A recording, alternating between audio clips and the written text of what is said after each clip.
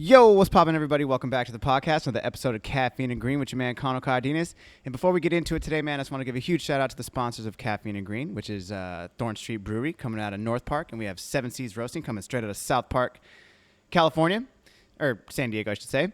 But one of the benefits of having 7 Seas as a sponsor of the podcast is that they've afforded me this code that I'm going to pass on to you guys, which is 3 bags of coffee for $30, and you input my code CANDG at checkout, and you're going to get 3 bags of coffee for $30. Now, in my opinion, that's a no-brainer because you're getting 1 bag of coffee for free because 2 bags of coffee is $32. You're getting 3 for $30. You need to do this. So you're going to go head over to 7seasroasting.com. You're going to go over to our coffee tab. You're going to select any of the coffees that we have there except the Spikes Roast, which is the Canine Fund. It's a 100% charity roast.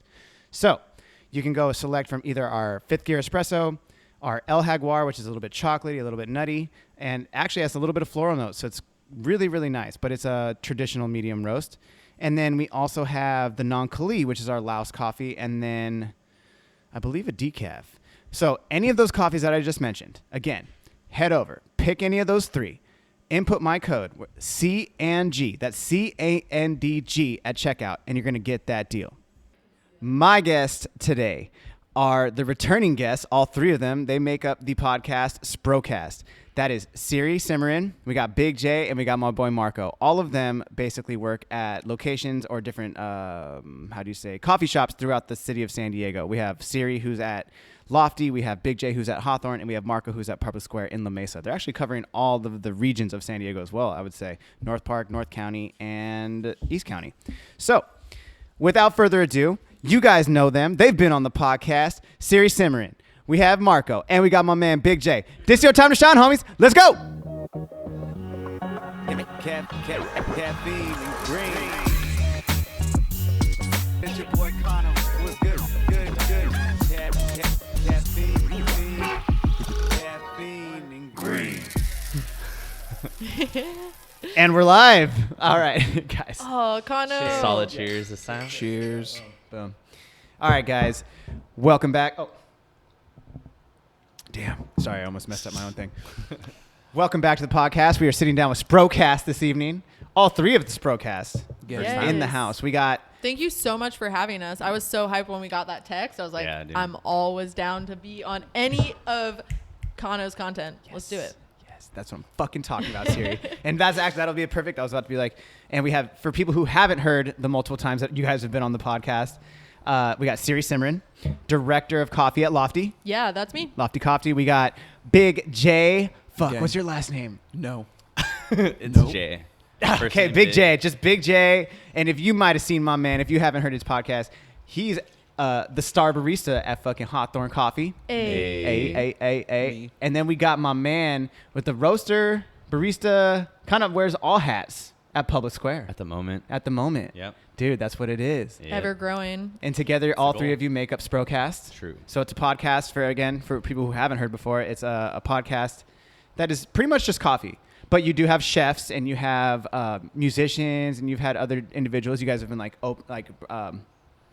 broadening your horizons. Yeah, I think a lot of the people we have on, it's like this common ground of coffee that like brings us together, and it's amazing. It's a fun time to like get together with my friends and like new people. I feel like we became friends through podcasting. So 100%. Yeah, true. And then it just grew from there with because it's like we understand coffee, and then it's like boom, and then we can like bounce shit off. And then, dude, I was living down the street from the roasting works at one point. I know, you would come in all the time. That was awesome. That was always like I love when friends come in to get coffee. Well, that was the thing, I think, for me personally, too, because, I mean, and this is no way throwing shade. It's just how I perceived Lofty. When I first moved to San Diego, I thought Lofty was kind of like, not the best. And then when I had heard, they're like, oh, Sirisimran, she is, like, doing the roasting there. And I was like, I live right there. I'm going to start going there. And then I tried your espresso Gucci.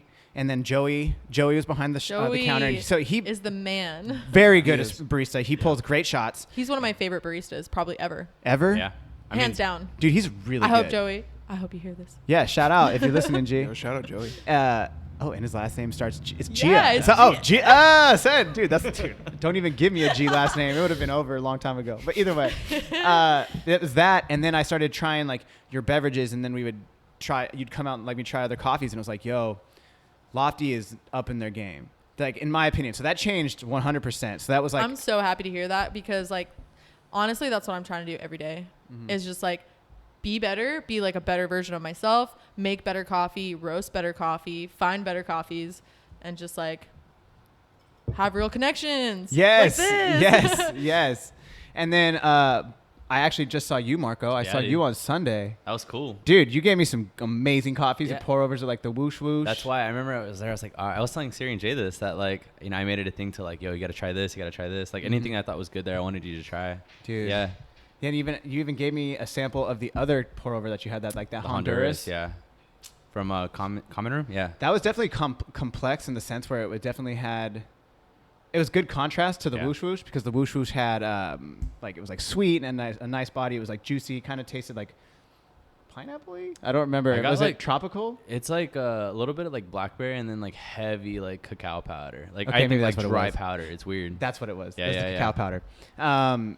But that shit was That's fire. such an interesting tasting note, It's weird because it's so, a like, textural thing and a flavor. But it's like obvious that like when I Yeah. smelled it, I was just like, dude, this smells like just like chocolate powder. It didn't smell anything else. And then maybe We're talking like a little- Hershey's chocolate powder. No, almost like a, raw cacao. Yeah, like Yeah. raw Oh, cacao okay, powder. okay. Like almost like really harsh. Like where it kind of like was like surprising, almost like bad, but Like it's really good. It's like Low-key, chocolate yeah. that almost has like an acidity. For Have you ever sure. had like dark chocolate that's so dark that it kind of has more of the And acidic flavor? I think that's where the blackberry's kind of coming in. Ooh. Where Like it's that just tartness? yeah, Mm. just a I bit. love that we're getting into tasting Yeah, notes yeah, right yeah. now. The only people that can do this. And it's with kind of dry coffee too. people. That's where it's like weird. It's But no, you got to sit there with like do you sit there with like the flavor wheel? Do you look at the flavor no, wheel while you do it? we really Yeah, need to start bro, implementing. that I flavor do. wheel is Dude, fire. you gotta have the Yeah. you gotta Yeah. have the fucking wheel Especially out. getting more into like the whole like we're gonna get into roasting. Like we need to really like focus on. I think just how to like palate wise and just like knowing how to describe. Hey, and you know what's tight about a flavor wheel? You ever like read the name like blackberry, blueberry, but then you have to picture a blueberry. If you visualize a blueberry and then taste the coffee and then read the word, there's something about the assimilation there. They Is say- that how you taste? Is that how you see it in your head? Yeah, bro. Like Well, that's as interesting. I never when I thought of it like started that. doing it, tastes are more vivid to me. Because I'm like trying to, 100%. Yes. I'm like trying to Yes. look for flavors. You know what I mean? Like you can sit here and be like, it tastes like coffee. I'll fucking like I hate. I'm trying to like hand out coffees to customers and shit and be like, what do you taste? You know what I mean? It's not. It shouldn't just be your palate rules all. I feel like in a coffee shop, it should be everybody be tasting strawberry. Strawberry's a tasting note.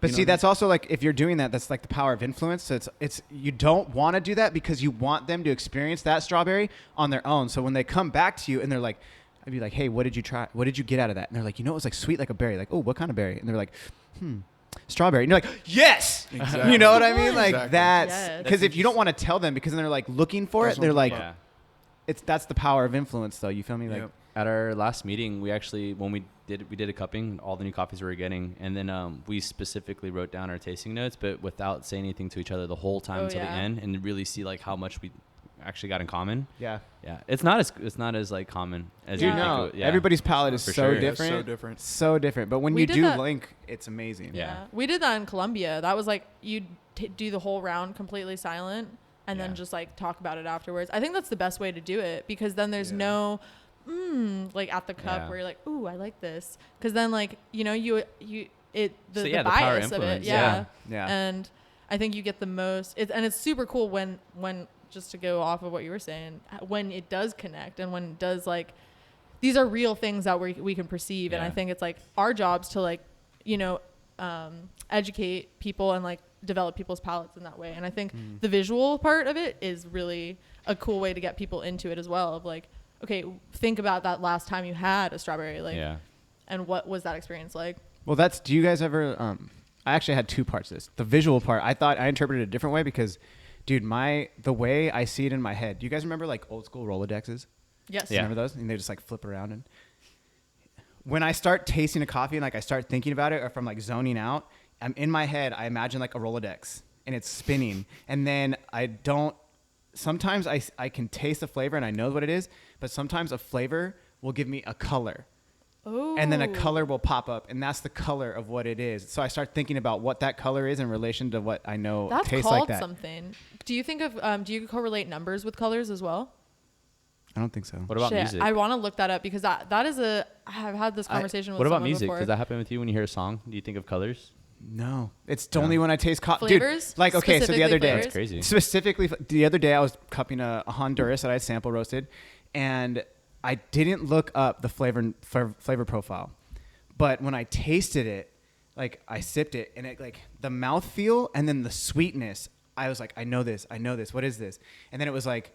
It was going. It was like purple, and like a little purple thing popped up. It was like the side note on like a binder, but it was out of the Rolodex, and it was like purple, and it was like going purple, and I was like raisins when you chew them up in your mouth and then like wish them around, because my mom would always fucking make me eat raisins, and I hated it. So she would like hate raisins. she would so give me much. the box. I would put the whole box in my mouth, chew it, Hold up. and then hold it, and then fucking spin it around, and that's Ew. what it tasted like. And I Why was would like, you do that if you didn't like them? but then I grow to love raisins, and like so I'm Okay. like that flavor and that mouthfeel. It was like that, and I was like, does that make sense? And they were just like, what the Both fuck? y'all To be motherfuckers honest- sitting here like y'all like raisins. I mean, like, ain't I'm not nobody actively like seeking out raisins, bro. but if they're I there, do. like, I'll eat them. No way. No, I do I will ants on a literally log. eat around them. Dude, Like, ants Oh. on a log, What? I'm about it. You guys remember celery and like celery peanut butter and and peanut raisins? Yeah. Raisins Son. are good, dude. I think raisins are I know solid. that Raisin- tasty note though, because I've experienced that. Despite it not being like my favorite thing, it is a distinctive flavor Yeah. and For sure. I've definitely tasted it multiple times. Dude, raisin came out on the thing too. When I looked it Oh, up, I was sick. like, son, you know, like, or you have you ever had like, do you remember, for instance, your first time you cupped and you actually recognized a flavor note and you were like, this is exactly what it is, and then you looked and it was that. It was like, yo, or you tasted it and the second you didn't even need to look, you're like, I already know this is a blueberry, like this, or this is a stone fruit, like a pear or something like that. Like for me, it was an African coffee. I tasted a raspberry and I was like undeniable. For me, it was a Colombian. Yeah. Yeah, to be honest, I don't remember the note, but I just remember my first cupping being like that one just standing out to me. Like, was it smell, There's taste, all of it? all of it. All of it. For me, I feel like coffee is just as much about the taste the smell as it is the taste. Mm-hmm. And I like when I'm cupping, I hone in on the smell. Like I spend maybe as much time smelling as I do tasting the coffee. When you do that though, I was talking to Leof today about this. I was telling her, I was like, when you like cup of coffee and it's tasting the same to you, Mm-hmm. you have to keep going back because you have to train your mind to look past the flavor Yeah. you already know. Yeah. It's like, okay, now search it. What are you looking for? Like sip it again, and then you could spit it out, but like swallow it, whatever. But keep aerating, keep trying to hit different parts of your tongue, you know. And you know what I do too sometimes is I'll like switch up. I'll like maybe cup them all in a line, but then I'll switch up the combination in which I cup so that you taste it after you've tasted something else, because, you know, tasting one coffee, it might influence the way you taste the next. So it's like getting like maybe two lower acidity coffees and then like trying a high acidity coffee with a lower acidity coffee and just like, oh shit, that's how you set up your cuppings? Or like you switch them around that way? I do blind always. I have no idea but then I'll maybe like do the line, and then when I go back for a second pass, maybe I'll start in the middle of the line and then go back to the front. But you know which coffee's which. No. How do you find out what was what? Well, I have it and then I write my notes and then I look at it. Oh, you mean like on the bottom of it, you Yeah, label it yeah. down there? Oh, okay. But then you like mix them up and then you like, Well, like I'll like mix them up in the combination in which I'll try it. Like I'll try 1, 2, 3, 4, 5, and then I'll try maybe like 3 and then 1 and then like the last one, you know? I know we just got a cup, dude. I was actually thinking, Dude. I feel like I've never cupped with you guys. I don't think we've ever No, got. we've definitely cupped before. We've cupped. Yeah. And I've Yeah. cupped with Siri. Yeah. Oh for yeah, coffee, fuck, we've cupped, yeah. Dude, okay, well, you guys We haven't cupped. Yeah, cupped. we definitely there was haven't a time cupped. I came over and we did like you strained something. Oh, I was trying to roast that Robusta. Yeah, that was Dude. cool as fuck. Dude, yeah, I still have some in there, but I realized the reason there was so much like woody and earthiness to it is because it was 2017 I was past gonna say, cropped. oh. I was like, this shit is so old. I didn't even realize. 2017? Yeah. Oh. That's what it's like. I was like, that's why there's that burlap sack taste. I was like, baggy. no matter how much I was roasting it, you could get other notes, but the burlap sackiness was so fucking pronounced. It was like, you know. But now I just figured it out, so it's fine. But Nice. yeah, The more you regardless. learn, Yeah. it's Dude, so cool. Like there's always. dude, that's why it's always like learning. you can teach what you know, but like I'm still learning, like Yeah, dude, all the fucking experimenting, time. dude. 100%. Yeah. Speaking of that, I did the whole filtering the espresso today. Nice. Kinda- I've been doing it. yeah. I've been making sodas all the time. It's Dude, fucking no, but I bomb. did it doing it like an Americano. And it was just Oh, like I bet it was so good. clean. So I did it 2 different ways. I did just the Spro. What are you talking about? filtering espresso. What does that mean? Just like putting your Spro through like a filter. James Hoffman did this video. You should watch it. I think he's a very like well-spoken Oh yeah, coffee no, I watch his professional. videos. Oh But yeah, he yeah. does this one where he does a coffee soda, and he like a part of the recipe and experiment was filtering espresso. And so we talked about it on Sprocast last week, I think. And so you pull the shot of espresso and then filter it through a V60. I tried it in a Kalita the other day. I feel like that would probably be better. Whoa. Yeah. Yeah. You'd put the espresso through a V60 filter. You just like basically going through the Yeah. paper Yeah. and that's it. I did Just that today. the beverage, Yeah. like the liquid beverage. It takes forever. It does. So I also agitate it too. Well, me and, like, too. I helped was it like out. constantly Yeah. like. Do you put it on top of the cup? Like you'd put it the Yeah. V60 right here and then I filter put it into on the a drink? pitcher. I put and mine then I made on a soda with it. I put mine on like a 6-ouncer. Nice. That sounds so. I'm gonna Yeah. try that. I'm really into it. I like So it. I did it just a Spro, and then I also made it Americano, and then filtered it through it. I was gonna say I actually haven't tried it. That just one was as better. espresso. Well, I like Just espresso. No, just espresso I haven't was tried good. that yet. Yeah, After filtering it. it's Dude, you guys are getting me all excited. I Well, want to try just so much do. shit tomorrow. dude, it. Yo. it's clean. Like I remember I was tasting the Americano. It tasted like a batch brew. Question: Did you pre-wet the filter? I was Yep. just about to ask that. Yeah, Did of you course. pre-wet the Yeah, filter? Okay. Yeah. I pre-wet the filter too. But But it got- Joey asked me about it. He was like, "Oh, I didn't." When he did it, he didn't wet it, and said something about the paper particles. Like if you put the water, they like might move together because the espresso is like so fine, so it like clogs up the filter. It does. Yeah. Whoa. But I don't know about the water and the paper. Joey. It definitely drained way quicker. And Yeah. like honestly, when it was like maybe just a little bit left, I just pulled it. I was like, Okay, I did too because it Yeah. was like this isn't going through. I even kind of pulled it up and twisted it, and then like Yo, we squeezed some did of it the out with the same paddle, thing. and it got the rest of it out. And I was Yes. like, cool. Dude, that's fucking crazy. So we thought of that, and then doing it like with like a small like mocktail, like a mix, exactly- like a Oh, shaken 100%. drink, just because it'd probably be way smoother and cleaner.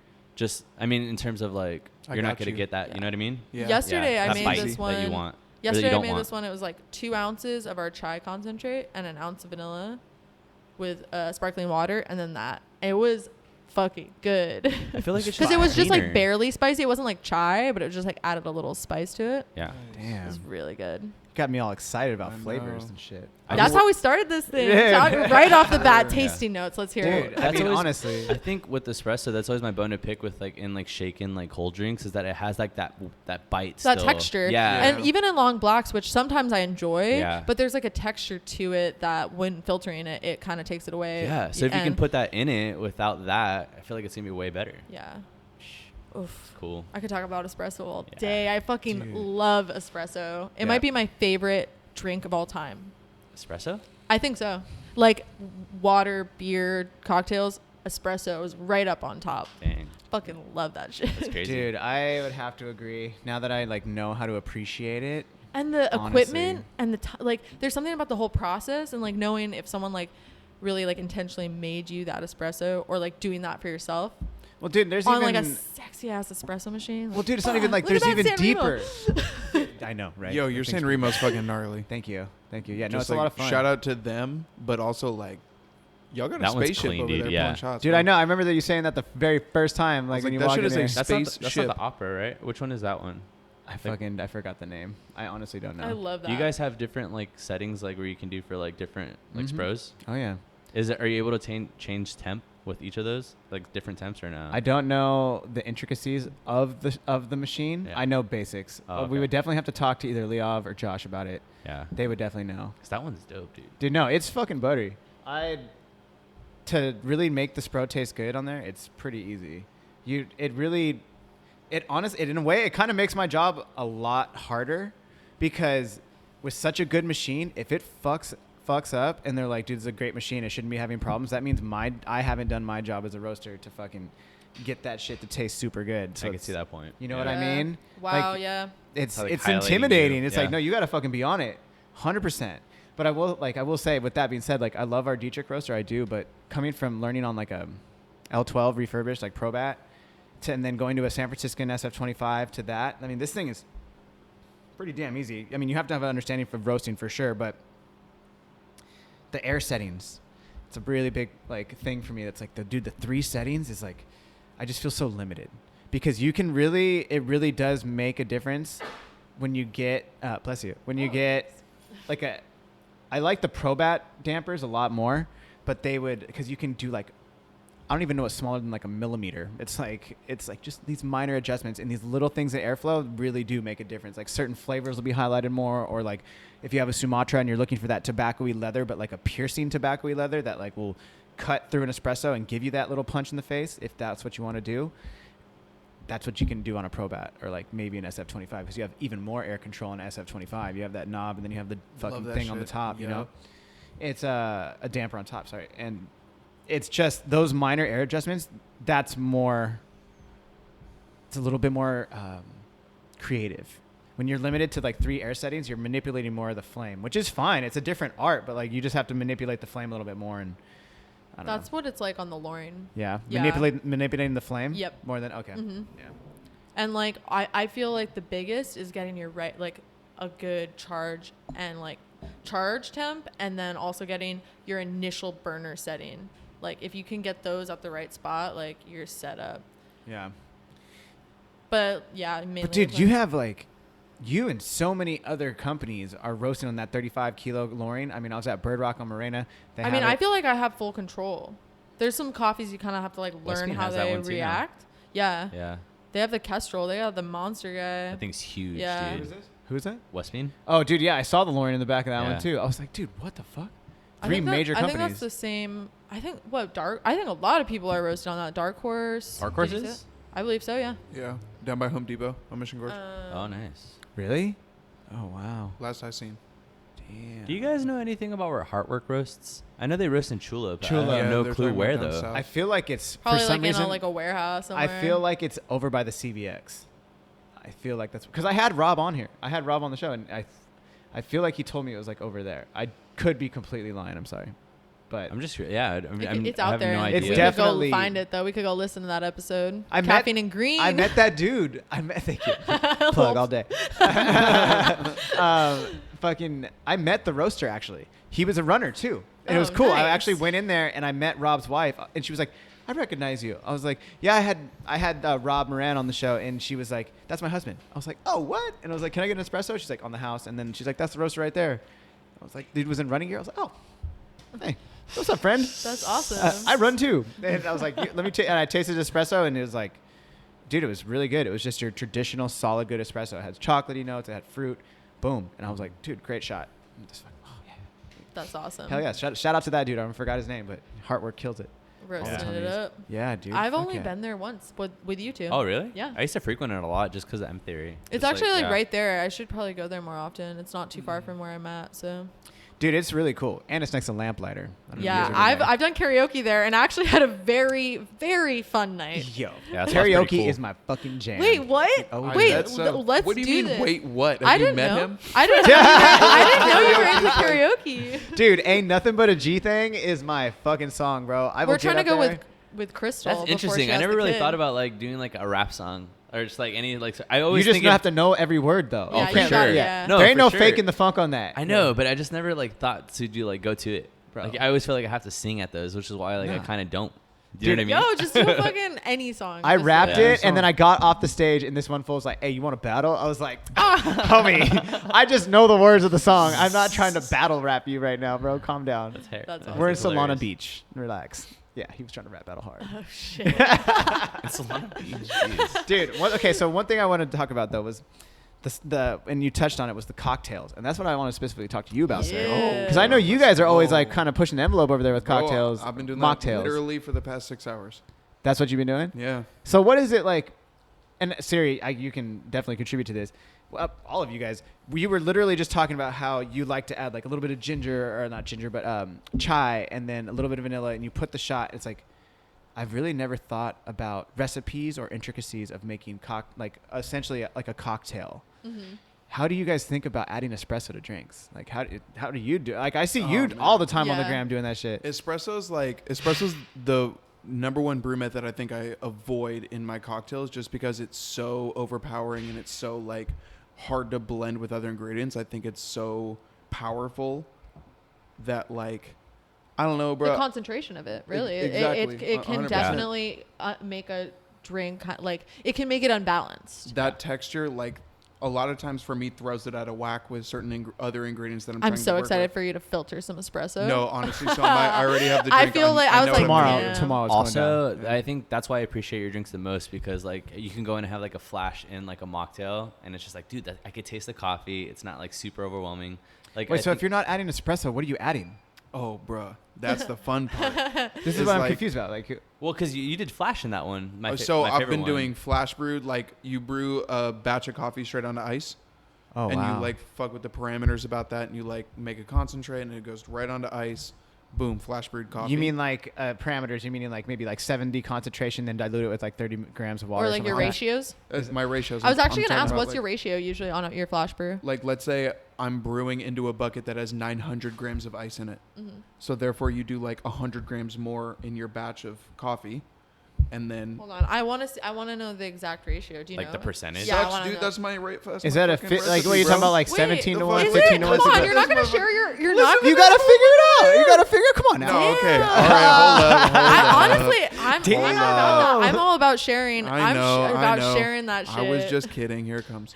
I want to know. I want to know. Kidding. I feel like that's like we do like a one, at least for cold brew, we do like a 1 to 10 ratio. And like that's different than flash brew, but I'm like curious, you would want to do like a lower ratio. How big is your batch of coffee that you make for drip coffee? 240 grams. Okay. Wait. Yeah. So let's coffee. say I'm on a Fetco. Okay, and let's say there's a 120. button on- 120. Go for it. Let's say there's a button on my Fetco that's like half gallon, right? It goes by quarters of gallons, and I press a button. This is a half gallon. So ideally, my Fetco's putting out, and don't get me wrong, like on both heads, we have different amounts coming out. We like adjust with that. It's a weird thing. But let's say my Fetco's putting out a half gallon of water, ideally. Hopefully you get in your urn just short of a half gallon, or however that works, right?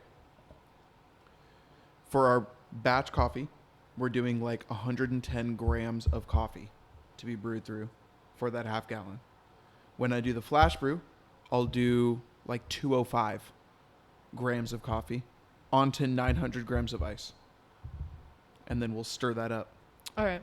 And that's your concentrate, and then you dilute that more with actual water. No. That's Like- that's what yeah, your that's that's the what your brew. ratios were. Those like the Right. 900 grams of water to the 205, to the massive up dose, almost doubling the size. and then that's your basically your mixer Plus for a your half gallon. mocktails. Plus a half gallon of You water. know what's so crazy Yes. is that. Oh, so now- you do add more water. No, Hot water to brew it. Ah. So you brew. not more than the batch. Same brew, same buttons I'm pressing, same water coming out of the machine on Okay. both the batch and the flash. Mm-hmm. Now that I think about it, when I worked at Starbucks, we did flash brew. We didn't do iced coffee. It was A always lot of flash. places don't do cold brew. Think of the words I cold know. brew. Yeah. Yeah. A lot of places do flash brew and call it iced coffee Iced or coffee, cold yeah. brew, whatever the kitschy word is. You know what's interesting is that we actually do iced coffee. I know you do. This is the only shop I've ever worked at where we've done iced coffee, not flash nor like cold brew. What is Why don't they do what is flash? iced Why don't coffee? you do Wait, flash? what's iced coffee? So iced coffee is essentially Is just what hot. I just described. You No, brew that's it what hot. you're talking No, about. is no. iced To me, coffee? isn't that flash? That's right? flash. Yeah, That's I flash. understood it as flash. Why is that not iced coffee? Because iced It coffee is, is but coffee I- that's yeah. cooled through like a process of like actually cooling it. Like you brewed it hot and then you put it like in the fridge. Correct. Yeah. Yeah. That's Which what is- my mom always used to do when I was growing up. So that's an actual iced coffee. Yeah. And then flash would essentially be like that. Yeah. And that's what we did at Starbucks. We never did iced coffee. So Starbucks has always done flash brew. Huh. How about that? Because we used to double the amount of like the dose Mhm. and then like dilute it with like half the amount of ice. Ice. Yeah. Yeah. It's easy. I prefer On cold that brew note, always. that's though. kind of like Cold a little question. I want to again point this one at you, Jay. Yep. You just read that Howard Schultz book, that Starbucks Such book. a good book, bro. Because the thing is like as a specialty coffee person, I'm sure all of you, like your family, your friends, you're all assumed pretty much know that you guys work at specialty coffee, and Yeah. I'm assuming now. All of those people as well will be like, oh, this isn't really good coffee, or like Starbucks. This is like, Yeah. hey, whoa. Let's just relax here for a second. Totally. I tell all my homies or my friends or even my family, like, oh, it's not good coffee. It's just Starbucks. I was like, look, I really have no qualms or beef with it. I always appreciate Starbucks. It's like, dude, if it wasn't for them, there would be no 7Cs. 100%. Any 100%. shop, With you any put of us, Lofty, yeah. fucking Any of our Hawthorne, shops, yeah. and it's. Saw that book and I don't know anything about it, but you were like raving about it on your Instagram, Yeah. essentially. What's the premises? Like, was it? Okay, so the book is like about his life and how he got into Starbucks and how he started Starbucks and his road with Starbucks. Marco, have you read the book? I have not actually. Okay. I never was gifted the book at my store. that sucks. Yeah, it does. Siri, Because, like, you know it? I know it, but I've never read it. Oh, okay. I've never worked at Starbucks, but as I understand it, as my friends have, as people in my life have, it seems like just a great place as a young human to work. Like, you get paid whatever, but you still get the opportunity of benefits. You still get police regularly in your store. Like, I don't know, man. It seemed like a good job. So when I read the book, that's what it was about. As far as how the book was written, was the narrative of like, I want to build a good place to work and take care of my people, and let's try to build this up and make it bigger than just me. In which case, it's a pretty easy book to read. It was a good book. Type. I will test it. I Starbucks was like literally how I learned how to like be a worker 100%. I mean, if it wasn't for that job, I wouldn't, I think, be as good, you know? Like if you think about having a daughter, you want her to like, and she's growing up, right? And you want to like protect her. And when she goes off to work, you want to like have her work somewhere safe. Yeah, 100%. And like Starbucks is a place that's like warm and gives their employees food and you get fucking water, and you get benefits and fucking. Don't you get like a stock? Like you get yeah, like some dude, I cashed shares mine in out the for stock? $2,000 just for free. I mean, not for free. I worked Yeah, there you for worked. 5 years. Yeah. but- I was about to say, yeah, so 5 years, dude. I mean, then I learned how to like literally talk to people, like how to communicate. I feel like that's how I'm so good at like just like connecting with customers is from Starbucks. I bet like that sets you up for flow too. Dude, Of like yeah. being able to handle Like rushes. people coming in Yeah. through the door. Or just like intense customers. Yeah. Like you learn how to deal with it, and then you also learn like efficiency and like sense of urgency and like knowing that you have to like move quick, and like if you don't, like it's not gonna work, you know. And memorizing stuff, like literally just all from that. Dude, yeah. I fucking love working in coffee. At least in a cafe. It gets, honestly, I don't think I could personally ever work. Like, I've worked in corporate. I lose my fucking mind. I Yeah, straight up, dude, I lose my mind. That's why as a fucking adult, I like working in a cafe because everybody be walking in. It's like, yo, what's up? How you doing, Tim? How's it going, Susan? How's it going? You know, XYZ, put in the name. And it's just like, you get to talk to these people, and like even across the bar or next to the roaster, they be talking to me. Dude, I love that shit. Here's one thing I've noticed. The difference between a barista and a bartender, one of the main differences is the social aspect of like how long that interaction lasts. Yeah. When you serve coffee to somebody, it's here is your coffee, also goodbye, have a good day.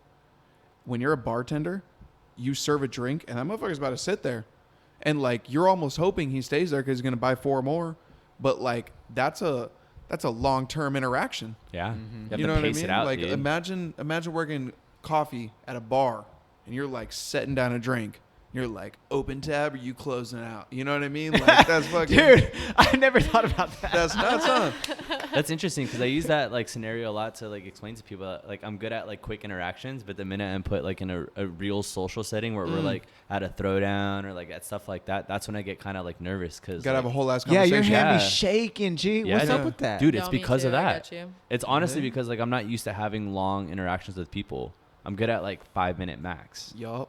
I'm good at connecting and like seeing like something like your sweater, like your hat, or like whatever you're like rocking, and like making convo about that. But what about this?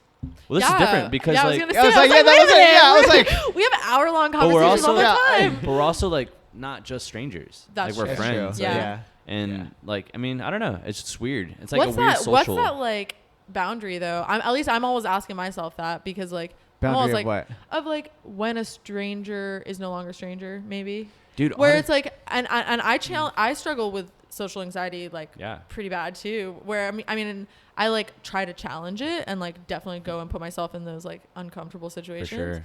But I don't know. I think like working in this industry too also like challenges that where when there's like people coming in day after day and they become a regular, you know. Yeah. And then But even you then- go by their table and you're like having a quick chat and like The most like since I don't know, the regular that I talk to the most, I'll still even have those like struggles of like if we're because recently I've been asked to like hang out like with Yeah. my regulars, and I'm like, dude, that's crazy. Like I don't know you other than just this shop, so like going out Dude, and like that- really talking to yes, you and like opening up, like what if like our morals are just like out of whack? Like what happens? But if- for the dude, I will have to say, I don't think that's what you're gonna have to worry about. It's definitely more of the regular being a little bit of a weirdo. yeah, More That- than your morals or your ethics or something like that. Because like, and this is no way out. Like I'll leave them nameless. yeah. But dude, New Year's Eve across the street at Frontside, we actually went out and like chilled with a bunch of our regulars. They happened to be there, and they fucking, the ones who were super sick were like, shout out, I will say their names, Kim and Dave, this couple, and they're fucking so legit. And we ended up being with them all night. And it was like, now they come in, it's like, hey, how you doing, Kim? Oh, how's Dave? How's he doing? Like, what's good, you know? But then there's like, I will leave these ones nameless. There's like one dude who comes in and like, I seen him over there and I was like, he's like, let me buy you a shot. I'm like, all right. And then it's like, you know, and it was like. But that then goes to like who you vibe with and who you don't. You're not going to vibe with everyone. Yeah. But it's a lot of fun. I mean, it can be, but then it can also get like weird because you do not know this person. Yeah. You might, but that's also to your point too, Jay. You're talking about like the long-term relationship when you fucking have these people coming in. We bartenders, if you're an alcoholic, you'll probably see your people every day. Coffee is way different than alcohol. For sure. But you see these people almost every single day. And they're coming in and we're like talking about life or whatever, and they're getting their coffee. It's like we're bartenders, but for the morning. Yeah. And it's for like people trying to be productive, Yeah. like waking up at 5 and like getting shit done. Yep, that's what it is. So it's like Not to say people who drink aren't productive, but like, True. I mean, we're all productive when we're drinking. So. but People get shit done at like 10 p.m. It's just Yeah. like a different crowd than ours. yeah. That's one of our regulars like right there. what- That's Tim right there. Nice. Oh, what's that, Tim? Yeah, so he walked by Wait, earlier wait, and he wait. was like super cheesy. We were just talking about him. Oh no, no, not him. That's Kim and Dave. No, he's hella cool. No, Tim be coming in and he's Kim. always like, Kim and Tim. he gets. Kim and that's Tim. Tim, he comes in every morning for his wife because they live like right there, and he's like 2 macchiatos and 2 coffees, and then he gets it, and every day he'll drink his macchiato, and then he always carries out like 3. If he's in a hurry, he'll carry out 4 drinks. I'm like, Tim, you want a tray? Every day. No. Do you need help? No. And then he just walking out. I was like, bro, what? Just let me give you a tray, G. Like one time he took one. As soon as he got home, he walked back and he gave us a tray back. Nice. Well, that's cool. I mean, it's like they're kind of wasteful. Yeah. In a way. But Dude. if you can carry it all, like True. Dude, I brought it back. So on Mondays, it's so shout out to Eric for letting me do this. He fucking lets me clock out at like 11:30. I go to Jitsu from 12 to 1:30. I take a shower. I come back. And then I'm back from like 2 and I'll finish out the rest of the day. oh damn, saw, you like- got a little jitsu break. Yeah, I get like my dope. I get like a 2-hour Jitsu break just to go roll some shit out real quick. Nice, that's And- awesome. But like, what was I saying that for? I had a point. What was the point? Oh, of we're that? talking about the coffee trays. Oh, the other day I went to like we always take because Leov goes too, so we'll take 2 coffee trays of like people who want coffee at the gym. And so, like, I straight up went the other day. She brought hers. I brought mine. And then I was like, oh, the coffee tray. Fuck. I put it back in my fucking Hell gym yeah. bag. So when everything was over, I had, like, put the coffee, like, tray up. And then I fucking put my ghee right there. And I was just like, okay, cool. Separate. It's not going to be all dirty. And then just brought it back and put it back. It's like, dude. Yeah. No need to get rid of that Yeah, thing. Sure. 100%. That's like the little things. That's a cool idea. What about like just like reusable like coffee or like just drink holders? Is that weird? That kind I of feel fun. like I mean, They're in a way reusable. that is reusable, right? I mean, I it mean- Oh, is. true. Yeah. But I Yeah. meant like actual like a. I get what Yeah. you're saying, like Oh. the way that they've made like Yetis and shit. Like, Yeah. but then it would just be like a pain in the ass, That's though, true. right? You gotta, It would have to be like collapsible yeah, or something. exactly. Like those called coolers. That's kind of yeah. Take a lunchbox, Or partner. like you get one of those like big, you get like, oh, you carry one of those AirPods around. Dude, like you have a Joe to go, just carrying it around the whole time. What do you need? Just like, boom. Dude, I honestly probably just gonna take a Joe to go next time with a fucking stack of cups. Be What's like, a whoever Joe needs it. to go? Oh, dude, what? The Joe to go? Like, I'm not you- gonna lie to you, partner. I have no idea what a Joe to go what is. the fuck, partner? All right, can- settle down Wait, now. oh, I can Joe fucking. to go. I can I'm gonna imagine one of them. Are you explain saying it what like a that? Joe to go is. Look Okay, at what I- now listen. This Now one. listen up. A Joe to go. You got 9 to 6 ounces. You fill with hot coffee. Boom, there you go. 9 to 6 ounces. 96. 96. Oh, you're talking about the actual like the. Yeah, the, Joe to go. Yeah. It's like a It's an urn. carton, It's- but it's a reusable carton. No, it's the No, cardboard box. it's ones. like a cardboard box, and then it has we like a have- bag. Oh, yeah, we have cardboard that box But shit. it's with a because bag. the I way didn't know it was you're called saying that. it like It's called the Joe to go. I That's what had they're no called. idea. it's three words. Joe I was to hearing go. like a Joe to go. Me too. Like a Joe to go. Like I figured it was like a something from It's somewhere like a else. brand or something. Oh, Yeah. I was like, you guys are literally saying Joe to go. No, I'm like, Joe to go. Joe to go, yeah. I get it, like a cup of Joe to go, but like a lot of Joe. yeah, 96 ounces. Big No, ass no, Joe. no, we have that Joe. at Lofty. Okay, but okay, it's yeah. like I guess I was thinking of like just like something that's like reusable essentially. That is reusable. We No, you can't you reuse don't- a Joe to go. It's no, literally like a I'm talking cardboard- about like an urn. See, what I'm picturing is like, imagine my Fetco, like what I brew batch into. Yeah. You take one of them shits and a stack of cups. Oh, Yeah, I've seen That's- places do that. Oh, I know what you're talking cool. about. Like, Like it's an a air pump pump. on it, Gallon. too. Yeah. Yeah. I think that's what I said. At the I mean, very we beginning. could do that actually. Damn, that would actually kind of be way more legit and less wasteful. Yeah, Like for when sure. we worked I'm the all- Carnival of Caffeination, we like serve cocktails to people, a gang of them. Have you ever been to the Carnival of- Carnival of Caffeination? Are you talking about the caffeine crawl? No, I'm talking about the Carnival of Caffeination. That's what it's called. Yes, sir. Okay. In That's modern so times, intense. there's an event every year that brings together the coffee and beer industries, and we got to work it last year. And so we made a hop simple syrup, and then we were serving like flash brew. It was like flash brew, lemon juice, syrup, cocktail. And everybody walks around with shot glasses, and ideally they're getting samples of beer everywhere, but when they come up to us, they get a little cocktail like that. And we carry one of them big ass, it's like 5 gallons. Cambros, like those big ones. Yeah, the Cambros. Yeah. Yeah. Yeah, chef. One of them big boys. Those are dope. Yeah. Damn, I'm getting all excited about like drinks. You should go to the Carnival of Caffeination. You'd like that Yeah, shit. 7C should get So a would little you. set up. That'd be fun. Dude, when is it? I wouldn't. That's serious. I know he just I have nothing. Oh, when is it? I would. February 8th? Oh, it's coming up. Yeah. Are you guys at this one too? Yeah. Oh, nice. Oh wow, Mhm. nice. So I'm going to be serving like whiskey sour. Is there inspired. just like you and Morning? Fucking. No, there's actually supposed to be a few other coffee people there this year. Like Okay. Moster's going to be there this year. Oh, nice. That makes dude, sense. Moster's Yo, shouts out Yeah. Mostra. Shit, No, dude. like Oh, Mostra they're- deserves They're killing it. everything they're getting right now. Like those guys have 6 been years? grinding. Yeah, dude. Yeah. Those guys have been working 6 with so many years? different people, Yeah. so many Mhm. different coffees. Those guys deserve all of the recognition they're getting right now. Dude, for they're real. They're pushing in a lot of industries too. Yeah, you're right. Like food, beer, coffee. Dude, like, they're the coffee behind Choco Vesa. Yeah, Yeah. I know. That Stone beer, Choco dude, Vesa, that yeah, we were like talking about brought how coffee to he like. was talking about craft how much beer. coffee they were pushing out. Like at one point through that A little ass shit machine, ton. dude. Mhm. Like he was They like were there up all night. night. Yeah, just pushing roasting, out. roasting, batch after It's like batch hustle, after batch. dude. That's so Following the same profile because that was their Choco Vesa profile. He was just roasting batch after fucking batch after fucking batch. Cool. Mike. Yeah, yeah. Yeah, Mike. Mike was doing it at that time when I talked to him. Oh, for sure. Yeah. I think Ryan's That's when they were roasting for at him the now. Yeah, some other dudes. at the warehouse, like the first one. That's the I first never time. been there, but that's where they started serving coffee out of, right? Yeah, dude. That's where I used to go to, and then I've only been to the new one, honestly, like twice. I think. since I've been to it's the That's new one of one my a few favorite times. shops. Yeah, for It's like such a good little shop. bit out of the way, so I It's don't go there out all there. the time. Yeah, but that's why. I make a point to go out there every You know now. there's like a pump it's track always out there? Perfect. What? You ever been to a pump track? Like for a skateboard? Yeah. Oh. I mean, in Carmel Valley. That's Or, where it's like- at. Oh, is that where Moster is? Yeah. Why was that trip? Well, They me and used to be in me and Sil- Asa went out to fucking Manzanita, and then on the way back from Manzanita, we stopped at Moster because I'd never been there. I was like, Yeah. oh shit, was it Carmel Valley? Yeah, I think Yeah, it's that- the Carmel yeah. Valley exit. I think. Yeah, Mhm, but it's yeah. like really like in there though. Yeah. Yeah, that's why I thought maybe it Yeah. was like farther out towards Rancho Bernardo. Where No, fucking- no, Moster's not that far from the freeway because I remember I used to go to Kingscraft and Moster was on the way out to Kingscraft. Kingscraft is out there. Dude, that pump track is hella sick. I haven't been there yet. I'm trying to go. Dude, you should just go. I know. I should It's just fucking go. tight. Like Moster and Do a that pump Moster track. trip. Yeah. Most are also they don't have a sneeze guard.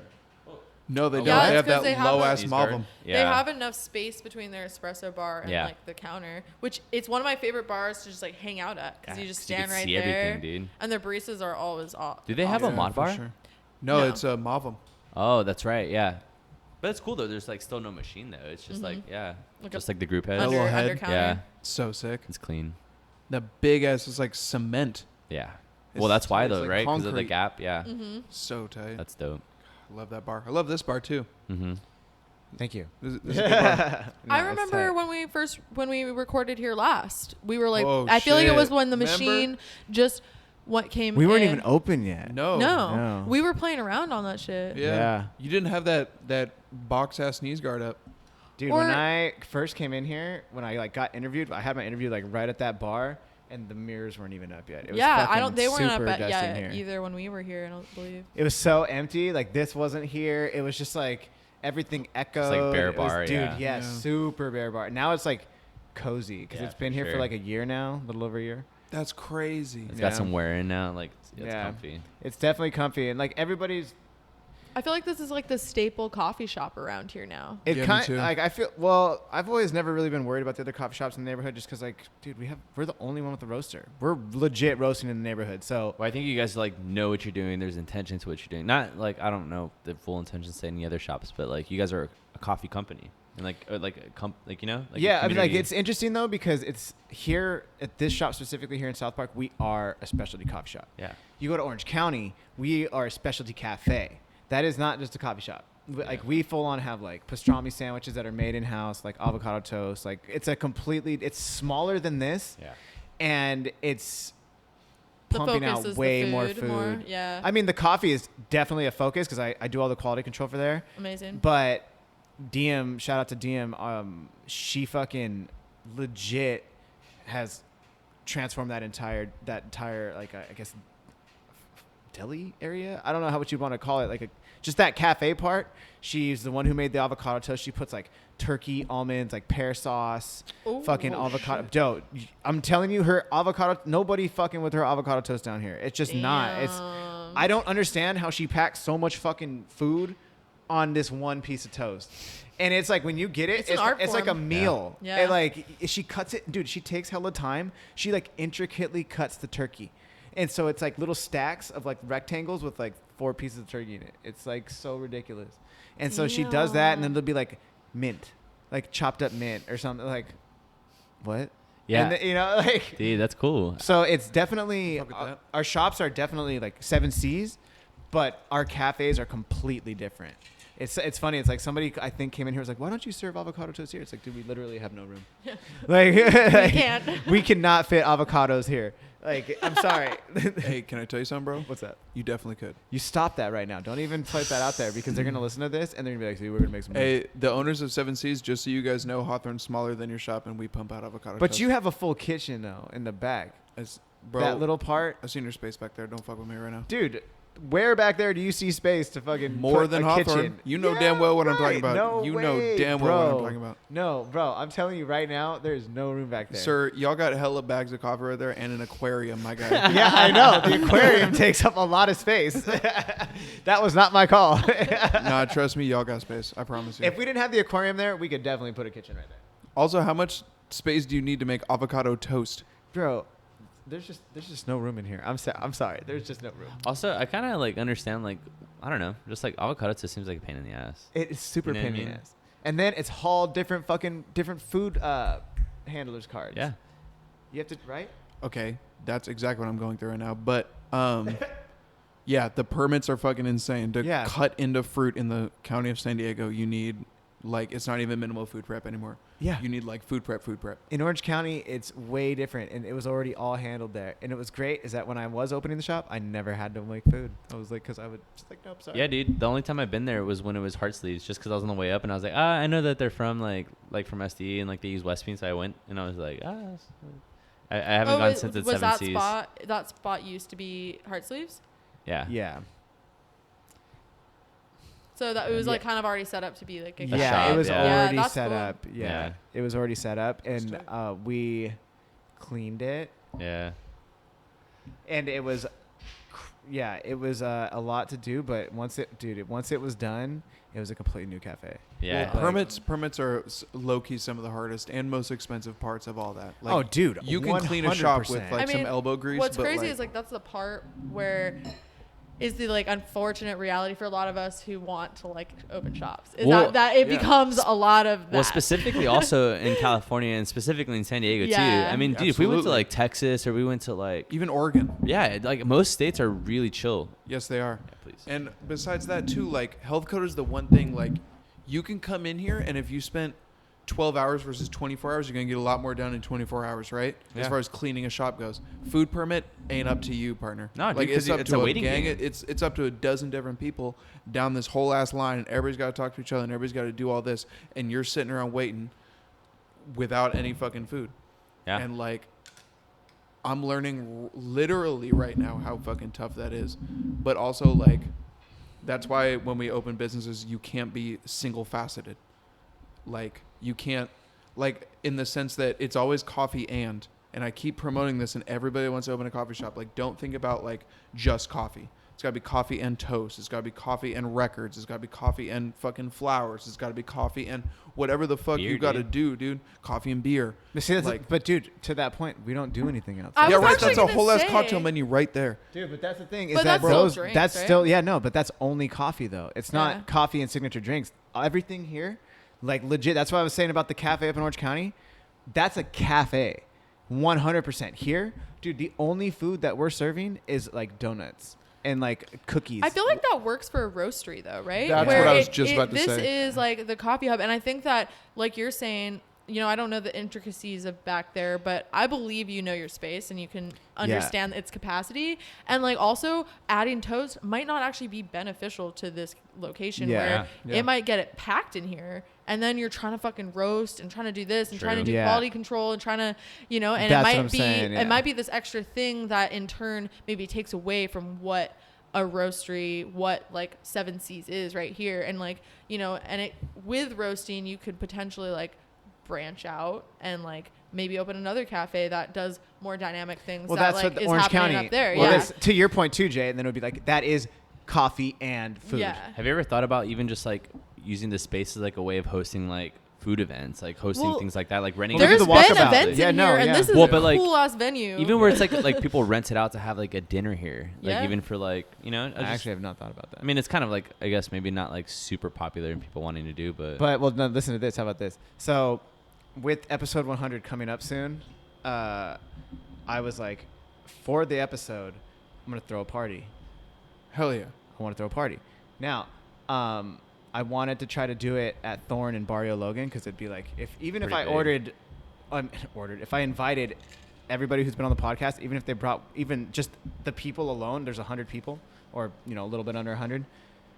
Even if everybody brought one person, dude, that's almost 200 people. True. Oh, You know what I mean? Up. Yeah, so it'd be Yeah. like a turn up. Yeah. So, but I was thinking is like if we did it in Barrio Logan and I positioned it, I could do it like this just for like a little bit and have like whoever shows up just walking up to the mic, just walk up to the mic, sit in Yeah. a chair I and like do a fucking rotating love thing. that. That's true. Super quick, like maybe half hour, 45 minutes. Yes. And then just party. I fucking Oh, that love sounds that. sick, dude.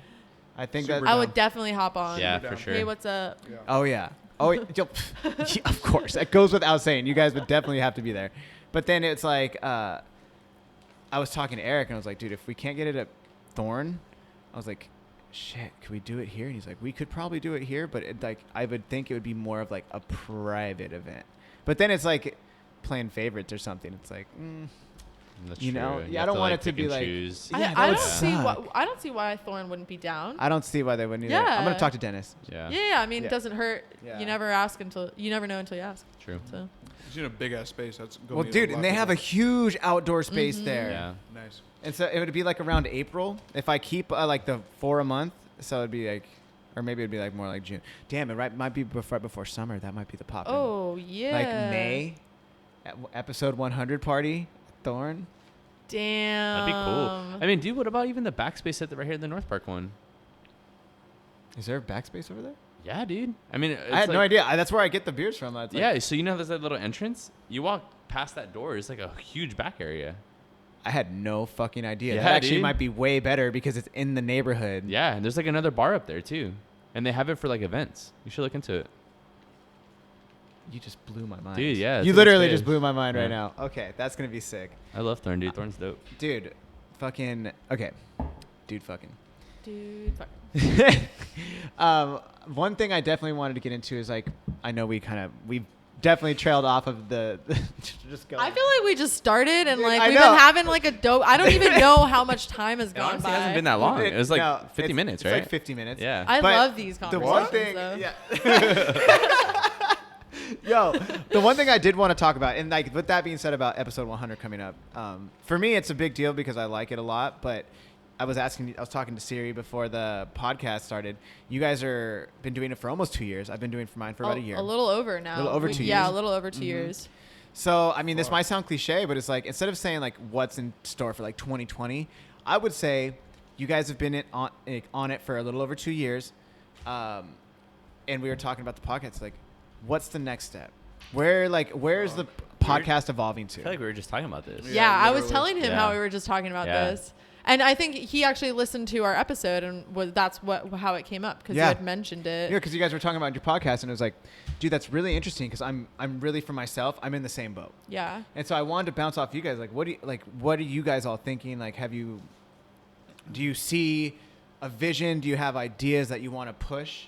and keep the show going, or like? Well, yeah, I think right.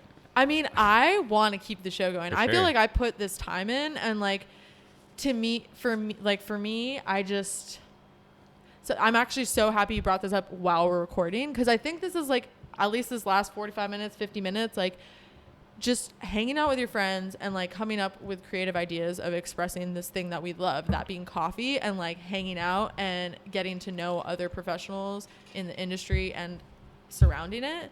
And, you know, I don't have all the answers, but I love that I get to surround myself with people who like could potentially help me and themselves get there. And so like we've talked about it, but we actually haven't really like talked about it yet. Like we haven't had Yeah. like, a meeting, but And I just feel like something that we've done sort of up until now is we've established this fact that we really love this thing that's like brought us together, that being coffee, whether it be the industry, the People you fruit and meet. seed. Yeah. But okay, so now we're sharing that, and we're also sharing like who we are through that. And I think I want to like explore more of my role in the industry in comparison to like you guys, Big J and Marco, because like we're the ones like bouncing that off of each other. And you know, I don't fucking know, but I want to like hone in on it and like have those conversations with you guys of like what it is that we're trying to like hone in on. that's true. I Yeah. mean, especially because I think we're lifers in the industry. I would assume so. Yeah. So it's like, I mean, there's no reason why this like can't go on, and like why it shouldn't develop into something more serious or something a little bit more like, I don't know, like intricate. I don't know. Yeah. I think it's cool to see you, Kano, like you really branch outside of the industry. Oh, and yeah. like Oh, yeah. I'm like curious on like, so you're saying you're coming up to episode 100 and like what do you feel like up until now, what 80 episodes or so in? I think you guys are this is gonna be 86, episode 86. Like looking back on all those 86 episodes, what do you feel like you're like going into that 100 episode, like what's like coming up for you? Dude, we were talking Same. about before the podcast, you know, it was, Yeah. I'm definitely, I've invested in this myself, and now it's like, okay, like we were talking about before the podcast, I actually made my first commitment to like, I called this dude and I hired him to work on a podcast, like for Ryan Bauer's episode. And it didn't fail. Like, homie killed it. He did exactly what I wanted him to. He edited it great. I had like a few minor critiques, but those aren't things that like can't be fixed, you know, like minor things. But it's like, fuck, man, how is this going to evolve? Well, YouTube it is. So let's go direct to YouTube. Let's do this and just have visuals. Even if the visuals like is just my camera, like on my phone, and then you just like, I have little mics we were talking about. So it's like evolving the audio, evolving visual. And then also this next month, I was telling you, I don't think I told you guys, but I was telling Siri is that it's going to be this in February and maybe some of March. Every Saturday, I'm going to be going to LA because I've lined up about 8 to 10 episodes in LA with guests there. And dope, most people dude. that I've hit up, they're like, yeah, we can do it at my house. Or I just did Justin And you have LaRose. this amazing setup. Yeah, this is a seriously. Thank you. really Yeah, beautiful this is setup. A+ setup. Yeah. Dude, it just backpacks, boom, boom, boom, and then I just go in there. I gotta get some cases, but I like the backpack aspect. Yeah. I feel like that's a little bit more like, oh, what's up, dude? Yeah, we're on the road. Like, Yeah, let's for go, sure. you know? And then I just did Justin LaRose, shout out. His episode's going to be the first one out in February for On the Road with Caffeine and Green. And did it in Long Beach in the hood at his shop. And it was so legit. And he's like the nicest dude. And you see like he's making tamper tops or portafilter handles. And it's Dude, like, those shits are fire. dude, Yeah. they are so amazing. And it's Yeah. like you go in there and it's like skateboards and coffee. And it's like, this is how Holy you're making your shit. money, bro. Like Yeah. you are the perfect guest for my show. And it's Yeah. like, and like he's sitting there. I mean, like, I'll share with you after, but like, Yeah. like, oh hell yeah, you know, I'm like, That's it's fucking dope. legit. And he's just the homie, and he talks about how his worlds coincide, and all of it is just revolving, and that's how he makes his hustle. And he really found a purpose in it. So it's like, dude, I've realized, I think, again, to go back to what you were asking me, Siri, is like, moving forward, it's like I have to branch out of San Diego. So I have to hit LA, when I go home to the Bay Area, I got to line some interviews up. When I go to Portland for the SCA Expo, I'm going to line some interviews up in the hotel room. Hell yeah. You went to Portland? Yeah. SCA this year is in Portland. Yeah. I wish I was going. I was looking, dude, I'm looking up. In March? April 23rd through the 26th in Portland. We should. Yeah. Yeah. Fuck it would be, dude. Should we just do it? Line up some podcasts there in like the hotel room or whatever, and then just boom. Well, so while you were talking to us, I had this idea, and I feel like we always have these ideas on the podcast, and it's like it's about executing them. But a lot of the podcasts I actually listen to are usually a part of like a production company. Like there's like a production company, and then there's like a bunch of podcasts. Out of that. Yeah. Yeah, like or like a hosting. It's like a hosting website. It's like an umbrella of And I mean, and in that way, there's like, you know, you're getting these creatives together who like can do the production side, can do the like media side, and like can kind of do these different things, like just a collaboration, really. Mm-hmm. And I think there's a lot going on in San Diego. You know, you mentioned Coffee Under Pressure, Yeah, Asa, the boy. like there's a lot, and I think we always talk about the community and like how like unique it is to here, and like, you know, the next step would be us executing this, but like what if that's something that's like on the horizon for us, like starting a production, like a podcast production company where like we're actually trying to get paid, because like I love this, but like I'd like to like also get paid. No, the monetization is like so real. That's another goal for this year is like we have a studio, have an alcohol sponsor. All right. Now, and that's like in a year. Okay, and if that you can get that in a year, it's time to get some pay. It's time to get paid, like on the real. You know, I'm on that paper game. Like that's a huge goal for That 2020. green. Yeah, got to get that green. Hey, let me tell you, bro, that shit's easier than you think. Cause like the first time I reached out to a sponsor, it was like maybe not the first time. I reached out to like 3 or 4 sponsors. I say, yo, we're Sprocast, like we got this going on. We're looking for a sponsor, and this is kind of what I'm looking for from a sponsorship. Like. When I thought about reaching out to sponsor, you can't just be like, yo, you want to like sponsor me? Like that's a very vague question. Yeah, you have No, to you ask have for to have something. a. You Say have to skateboarding, have G. a vision. Exactly right. Yeah. That's exactly how I thought about it. I was like, yo, like Zero, you want to like sponsor me? I'll be Flow. Like, no, you gotta be in there like, yo, give me 3 boards a month and I'll give you X amount of content and I'll shut you out in this way on our episodes, and we'll go on Instagram. We'll do A, B, and C, and therefore you'll give me $25 per episode, and then you'll give me 3 things to do giveaways with. And like, I was so intentional about it, and they were like, for sure, that's easy. And then from one of the sponsorships we got actually on Sprocast, I also talked to her about how much they paid for ad space on My Favorite Murder. And it was One like, of my favorite podcasts. they wrote a $10,000 check easy. Jesus. Who did this? Say that again. My favorite murder. Right. The What podcast, company? What company was sponsored? Aura Organics. Aura Organics. Mm-hmm. And who hit up who for that? They Aura hit them up Organics hit up My Favorite Murder. because of how popular it was. Yes, chef. Okay. Popular. Yeah, you got to get those listens. That's the thing. Those is They like, get listens millions, in. bro. They get listens. millions. It's not even a thing. But so I mean, just as being a consumer of podcasts, like with those like production companies, I listen to all their podcasts because Yeah. they're all like shouting at each other's podcasts. So it's like, oh, if I like this one, I'll probably like that one. So to speak on like, y'all spoke on your intentions, Sprocast. Mine, ideally, would be like, first of all, this year I would like for Sprocast to get more branded, more like logos and merch, and I want fucking we've talked mugs, about that for and I a want minute fucking, yeah, we here. talked about that for a minute, Dude, We give me gotta, a like- fucking Sprocast shirt. I would rock the shit out of that. Dude, Come I want us on. to have like. We talked about one time, Sirisimran, like we were gonna get like vinyl jackets or something, and just get like Sprocast like coach jackets, like show up to throwdowns. Like, Dude, have you Sprocast. seen our fucking coaches jackets? Yes. Hey, we just got them, dude. Straight up, like I grabbed the jacket, and the first thing I did was button it down, and I was like, "What's up, say? You see this? You see this?" I'm like, "Yo, how hard are these?" I felt so G. That's Yo, awesome. if you got a Sprocast fucking coaches jacket, I feel like Well, a for Sprocast- us, it would be like something like special, like that's what I'm saying. Oh, Like it'd a be Sprocast? exclusive. Oh, yeah, it's special That would as be fuck. like limited. I think then a also Sprocast I- beanie would be dope. yeah, but also for like our homies and shit. And with that part too, like looking back on everybody we've had on Sprocast thus far, I think of them as like a community in and of themselves. 100%. Like nobody's been on Sprocast that we don't like.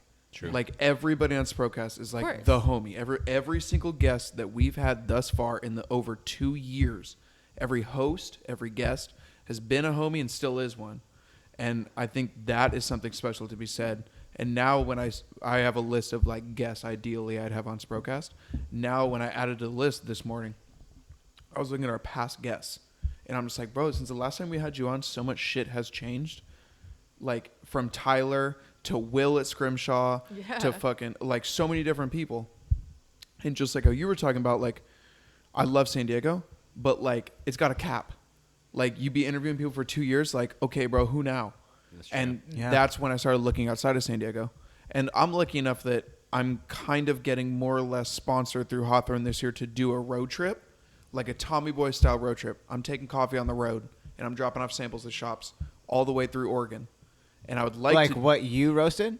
Like what you specifically roasted? Sick. Yeah. It's the best way to make friends. 100%. Also, here's some coffee. Besides that, I'm also taking Big J's coffee mud, which you two have. I should bring you some. What is this? Like a face mud. A face mud? Oh, Yeah, you're making like a scrub. Are you serious? Out of coffee. Oh. Coffee's the main ingredient. Dude, it's Okay. legit, man. Yeah. I appreciate that. Marco's my Use biggest customer. You like it? Oh, Look at his skin. Look at his Yeah. skin on his Yeah, face look right at now. it. You look Over here. nice, bro. Every other day, dude. He look young as hell, huh? Yeah. So I used to use it every day, but then like I started thinking like it's probably not good to use it every day, just because like I don't No, know. sir, I would not use For it every sure. day. So I Yeah, use you it want the every other oils day. like you need some oils on your Yo, face. Like Yeah, so- twice, 2 to 3 times a week. I literally just like if I use it today, like I won't use it tomorrow, and I'll use it the next day. Yeah. Yeah. Bro, every other the day. best part is you legit look like. Dude, I feel. Dude, Yeah, I was it telling, looks like, all good, of, bro. You're public walking You space. got a little advertisement. testimony Dude. right here. You got a little testimony right here, Sam. I'm so happy right now. This is the first time I've done something that is 100% me. I Yeah. respect Caffeine and Green. I respect anybody who has helped you, but this shit looks like all you, bro. Yeah. Ain't nobody else hit us up. Ain't nobody else editing the episodes. Ain't nobody else carrying around this equipment. This shit's you, right? Yeah, G. So you got so much pride behind Caffeine and Green because ain't All nobody day. else. All day, G. I got so much pride behind this mud because ain't nobody else help me with recipes or buy product or test the different ingredient and nothing. Yes. I did it all myself. I have it all written down in notebooks. I made fuck with the product. notebooks hard. Yes. You and You I know, you write know, pen you to know. paper Dude, notes. you need to, bro. That's the only way you learn. I swear to God, this phone shit. I can't I do don't that. get it. I I can't don't do like. it. I need Yeah. to like physically It's write tight it. if you do because that shit's hella organized and like it's all right there and you don't like lose notebooks and shit. Oh, and, like, I do that too, but pen to paper. there's G. something. It's something that I internalize it better if I spend the time to write it out. That's me because I'm a '90s kid. Yeah, You yeah. put it out there though. Like I feel like it's like you know how when you give words energy and you put it out there in the universe, when you write it down, it's the same shit because then you can visualize it, 100%. and now it's definitely out there Yes, because you sir. could definitely see it. Yep. But I've even done that with things that I've done. Do you do that? Like you write what you've done. Like I'll write like albums that I listen to, just like as a way of like almost like, haha, like this is what I've listened to. Like Hell this, yeah, it's you have like like weird. your list. Yeah, but like I could also refer to it like if I had listened to this album, what I thought of this album, because like I forget. Yeah. I you should know? do it with books. I write down every morning like what I'm grateful for. Like just Do you 3 really? things. Yeah. A lot Like of it's people the have been first thing telling I me to do when that I wake lately, up. too. I like have it right next to my bed. And then just like the first 3 things that come to my mind down on that paper. Yeah. Pablo. I feel like mine would be Dude, like, that's an E40 track, and he literally says Pablo, Pablo, Pablo. Shouts out 40 Water, man. Dude, it's out there doing it right Ooh, goodness. now. Dude, there's I nothing use more those. hype than like E40 when the Niners win. Which has been Bang all bang season. Niner gang. It's been all season. Shout so- out to my homie Danny Honda. He's my best friend on the entire planet. This motherfucker is a 49ers fan. I called him the other day just to catch up, talk to him. I was putting my desk together, so I like FaceTimed him. I'm just like, hey, what's up, G? And then all of a sudden he answered the phone. This fool don't even try to answer the phone like this. He puts the phone like this and just, and he's wearing an SF hat, and the fucking his garage is all 49ered out. And he's like, Shit. what's up? And he's like, I'm talking to his no. SF logo because I'm a Raider fan, and he's just talking mad shit. I'm like, fool, pull the phone down. Y'all ain't even in the same conference, bro. We're not I even in know. competition like that. Dude, but nah, fuck that. It's the Bay Area. I know, Nah, I know. son. It's war. Let him win this one. At least the Bay is on top, right? Dude, that's what I always say. The Bay is on top, but I do like Patrick Mahomes. So if he beats Garoppolo, like, it's not about QBs in this. I wish. I'm just saying. It's I a know whole team. Kansas City is. Sorry, I know. So football Sorry, talk real quick. I know. No. Football. I'm just saying. I know Mahomes is like, dude, but I like Mahomes. I can't even get mad. Like, Who I know he's in doesn't? our division, but like, yo, No, he's a baller. Dude. Let him ball. But Garoppolo, Like, That is a cool name. this is how I view he's the football. 49ers quarterback. This is how Jesus Lord. This is how I view football. Like, and sports in general. Like, when somebody's on top, they're only on top for like 5 years max, except Max. for unless you're LeBron James or Kobe. Or fucking Michael Tom Jordan. Brady. Some legends. Yeah. Even in Tom Brady's career, like, there's been 3 or 4 dudes that like will be fucking. Tom Brady's not the best QB. He's just not, bro. He's won the most though. These are check down passes. He beat Joe Montana. You know what I'm saying? That's he didn't beat Joe Montana. He was on a team that beat Joe Montana. The Everybody's team like, Tom aspect. Brady's so good. He had Randy Moss get the most receiving yards in a single season. Randy Moss was also a Raider though. So Randy Moss is amazing. dude, Charles Woodson. His Best son of is. all Oh time. my god. Charles Woodson. We're just naming. All right. we're just We just gotta naming go. We gotta get off Hey. the football. You're good, you're good. Tell me one thing though. I'll indulge it. Randy Moss's son is in LSU right now. Is he really? Yeah. Okay. He was the one that LSU won the whole shit, right? Yeah. Randy Moss's son on wideout, I'll go to the bathroom really quick. clocked out. He's like, this is a good break. Go ahead. Go go ahead, bro. You're fine. I want the Raiders to, hopefully, we draft him. Randy Moss's son. Dude, they got Randy so Moss many is my first round idol, draft picks, and they're going to Vegas. Yo, the money is about to start flowing with You the trying to Raiders. go to Vegas next year? You trying to go to a game or what? You trying to go to Vegas? I got family in Vegas now. I'm trying Let's to go go. out there. Let's fucking go. I'm down. Go to Raider game. You think they're going to be there next year? You think this whole Yeah. stadium looks like the fucking Death Star is going to be done by the time the next season starts? I don't know, but Oakland hasn't renewed their fucking thing with the stadium. Isn't that such a weird political thing, bro? Like, That is super political. like you as a team have to sign a deal with the city because But the city's fucking anti-Raider now. They're like, bro, Yeah, they now they're screwed 'em. done. They're screwed 'em. Yeah, they're done. Dude, that sucks. But whatever. I'm a Raider fan, but like if I wasn't going to be a Raider fan, I'll be 100% honest with you. I would not be a 49er fan. I'd probably be a Seahawks fan. Because the Seahawks, I like the colors. I like For sure. the People navy and like that different neon teams green. for different reasons. You know what I mean? Dude, like, and plus I couldn't stay in the AFC. Like I just like, nah. I'd be like, nah. Son. No, the AFC. Yeah, I'd have to go to the NFC. Why? Because I can't like a team in the AFC. Like if the 'cause Raiders the did me Raiders, dirty, yeah, yeah, I'd alright, be for like, sure. nah, son, go to NFC. Then that's what it'd be. I'm a Raider fan for life. I'm about to get a I tattoo know that's what I'm next year. saying. That's why I'm like I am a Raider fan. I'm just saying if I had to, it'd For probably sure. be the Seahawks. That's a weird thing too. Is like It's I'm- like your backup. It's the favorite team. backup. You know, you like, should have an NFC team. I always my NFC team is the Seahawks because Sure, me too. because the 49ers hate the Seahawks and the Seahawks hate the 49ers and my best friend is 49ers fan, so I'm like, send Seahawks. Just fuck be with like him. He that. hates him, dude.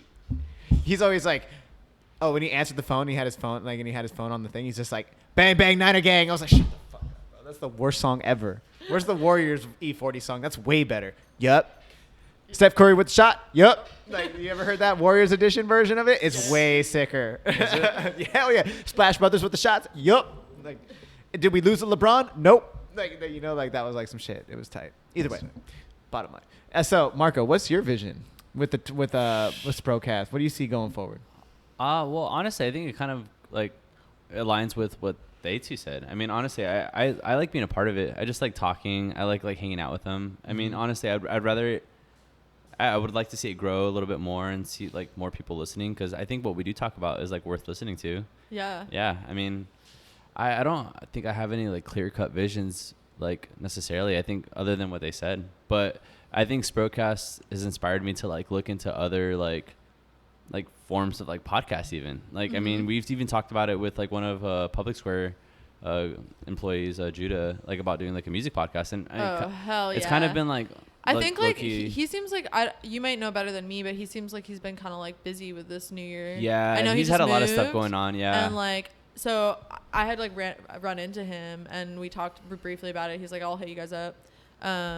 But I mean, that's again back full circle to like some sort of collaboration. Yeah, dude. To like, I just really believe in like if we're all supporting each other, like we're all gonna win and Yeah. we're all gonna get it. And- And obviously, you know, what that support looks like is, you know, you don't want an imbalance Yeah. to like the amount of effort and work that is being put in. So like it requires a lot of work and a lot of collaboration and like specifically teamwork. And I was talking to someone where it's like, especially I think for us with like, there, you know, you guys were talking about like all this shit. This is you. But like Sprocast is actually like us three, and even like Asa and Troy, they're not a part of it anymore, but like they've been a huge part of Dude, that's how I met where both of we've them. gotten. Yeah. And so Well, I literally met. I It's- became part of Sprocast because I was a guest on Sprocast. yeah. Like, it was just Yo, shout like- out to Troy and Asa real quick. I though. know, Yeah, I for miss real. Shout out to those the homies. motherfuckers. Shout out to me the too, homies. yeah. Yo. All Where's love, all love. Troy? Yo, where I is hit him up. Troy? I hit him up. The Vietnamese prince, yo. Dude, he Good comes chat. to my gym. Shouts out Top Shelf Training. on Hell bar, yeah, dude. Jimmy. Dude, but what were you saying? Sorry, I didn't mean to cut you off. Oh, I don't know. I Oh. mean, it's just like it's inspired me to like get into like, because I think I love coffee as much as I love music, as much as I love beer, like, and as much as I love community. I don't know. It's just like all pretty equal. So like, I would love to like kind of branch out and like connect all of them and like do something with all of them, which is why the music one excited me the most. Because I mean, we talk about music on Sprocast. Yeah, I that's mean, like half of our podcast yeah, right now. and I think it's just as important. Like, I mean, dude, it's like part of the environment in a cafe. Like, you know, like you can it definitely tell creates- who's on bar or who's at the shop by Yeah, what dude. music is going on. But even like- and in the roastery too, it's hilarious. Like, No, but you with fucking me, and, think you can. Dude. Sometimes you'd be like, "This is your music, huh?" And it's like the. Well, other yes, person. but like I mean There's it a very vibe. There is a definitely it's a vibe. vibe. Like, yo, on the real, you know, if you come in the shop and you hear like some hip hop, that shit is all me, because ain't nobody else in the shop be fucking with hip hop like me. I swear. Really? Dude, That's sick. Leov did play some the other day. I was like, yo, you're playing What's your some, like- favorite hip hop radio or like artist to play in the cafe? Yeah, that's perfect. Oh my god. Okay, if it's in the morning and I can get away with it, like, oh shit, son. Okay, as of late, it's been Roddy Ricch. Oh, Nice. sick! But, like, I just got into that album, that like Dude. new one. Down below. Do you play the album or you play like radio? Yeah. No, I'll play albums, and then I'll play my own playlist, and then I'll play radio. The radio, I fuck with hard. On the regular, I do Hustle and Motivate Sweet. radio. I'll go to the song, and I just do that one. And I found so many other lyrical hip-hop rappers that are newer, that are dudes like I've never heard of, like Chewy and Cousin Stiz. I've heard Cousin Bryson, Stiz. Bryson Tiller. No, that's not his name. What the fuck? Just like somebody like that, and then they'll play like old school ones like Pimp C with like A$AP Rocky, or sick. then like, you know, just actual rap, actual hip hop, and newer people. So I just listened to this one guy, I forgot his name. It was like Chance the Rapper and some other hip hop, like these two dudes I never heard, and they killed it lyrically. Like, life is beautiful, like just going off all these like crazy things that it's like these are new age 2020 rappers, and they're talking about life is beautiful. I'm like, it might be a bad idea. I have this mental anxiety. I have these things, whatever, blah, blah, blah, talking about life. Or like, there's this, the Chewy song. It's called Nothing It's- at All. It's CHUWEE. Yeah, we had him at a TC show. Oh yeah, I Yeah. was Dude. like, I've seen that name Yeah, before, but for I sure. can't recall like exact song. It was for but I sure think at I've a seen Travelers those- Club show. Dude, there's a beginning of a song. It's called Nothing at All. And it has this beat that has like this, like, just like this beat that like kind of gets you just kind of pumping like that. If you know that true hip hop beat. And it's, he's like, he starts it off and it's like this guy talking. He's like, oh yeah, that bad bitch that used to wear the pants that said like juicy on the back. He's like, yeah, that's so not the case right now. And then the song just drops and they're just talking about like growing up and stuff, Yeah. and like seeing how like girls have changed over the years and stuff like that. No offense to anybody who's listening to this, but it's just like it's like that. And then you have like then there's like other old school hip hoppers, and then like I've been fucking with Nas a lot, like Oh, Nas yeah. Illmatic. Oh, Yeah, like, it's so crazy. I was just Start playing to that on the way finish. here just because I was watching the show that we were talking Bro. about. And I was just like going in on that. Did you Yeah. listen to Lost Tapes too?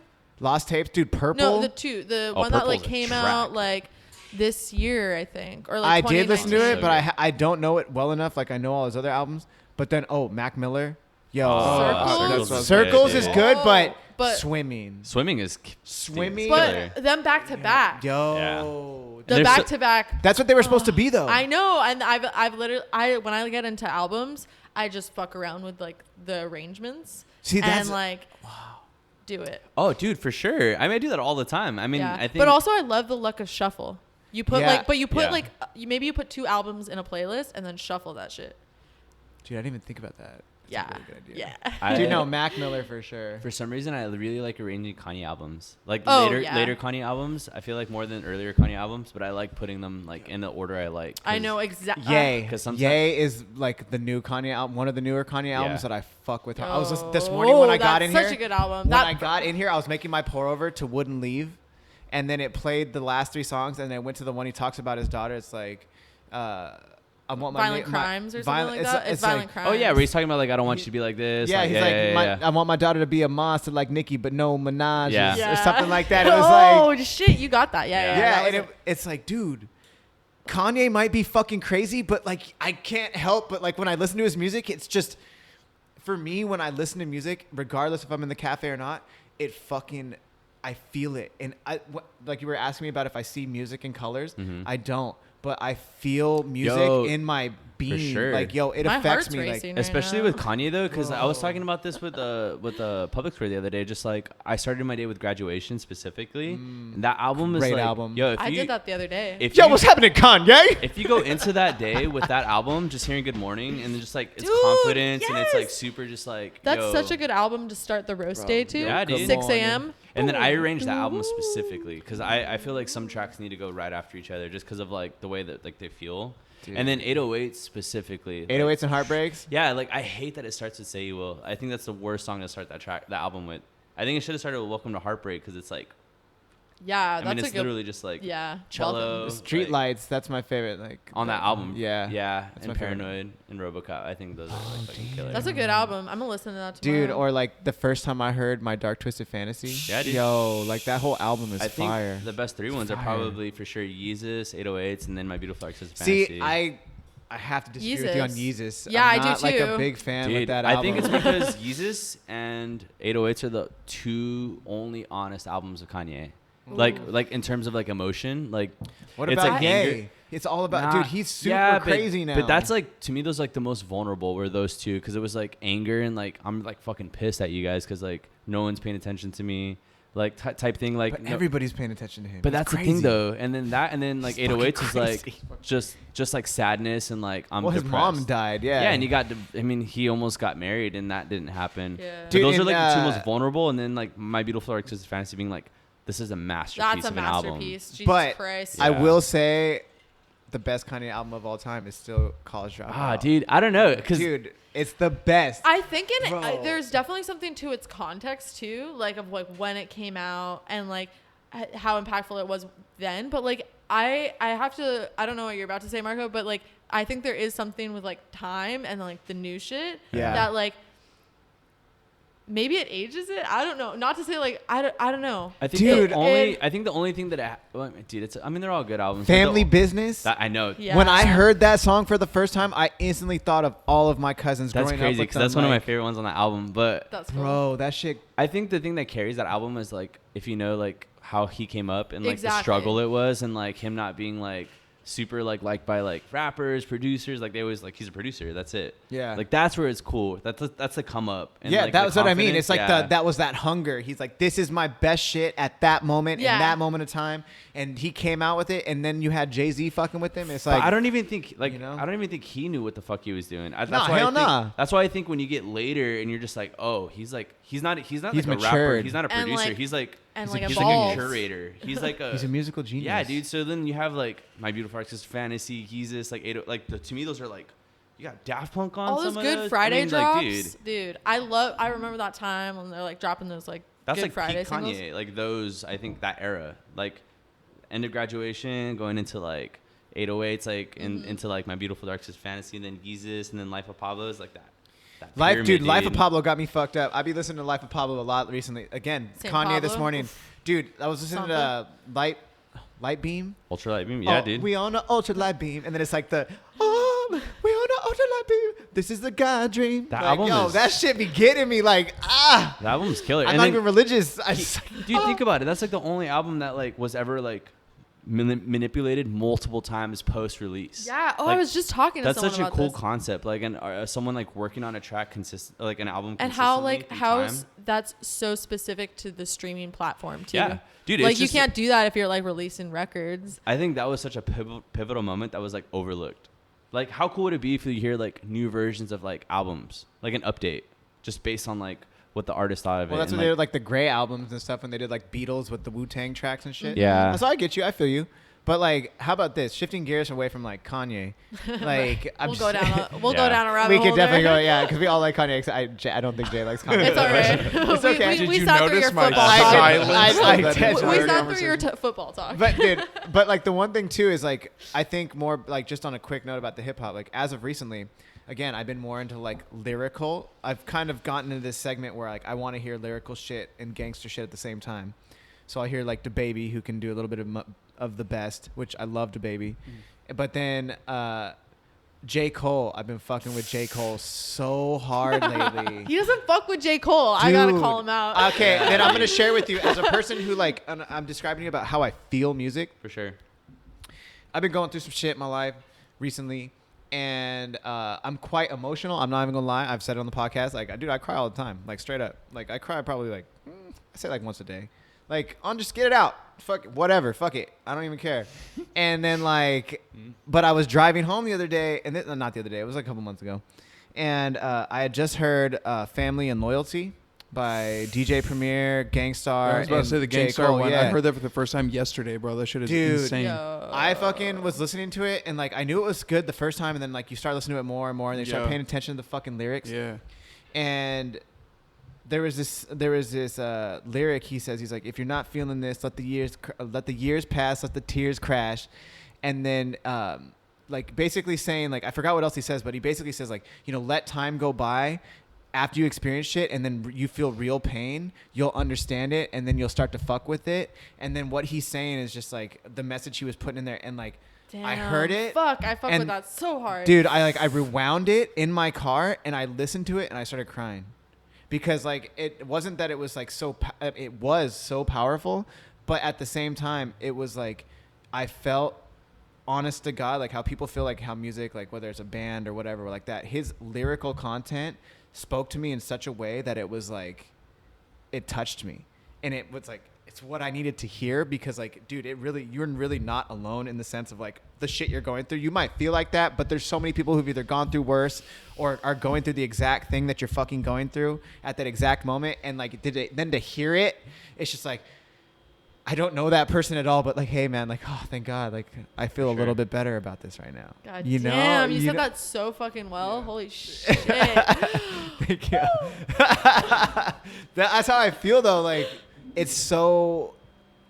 That's why people are like, yo, I don't fuck with hip hop. Like, what do you mean? Like, can it's you not? like, okay, they don't make the Nah, beat, That's too vague, bro. but Like, you need to listen to you need to find the people who can lyrically Speak to you. appease or Yeah. or speak to you or appease you, or just like, because there's somebody out there who's For like sure. fucking with it. Yeah. You know what I mean? hip hop to me is so versatile. Like when people make mass generalizations like that, like I don't fuck with hip hop. That's with anything I- almost, too. Right. Yeah. Recently I have a coworker. She said I don't eat fruit, and I was like, fruit, like.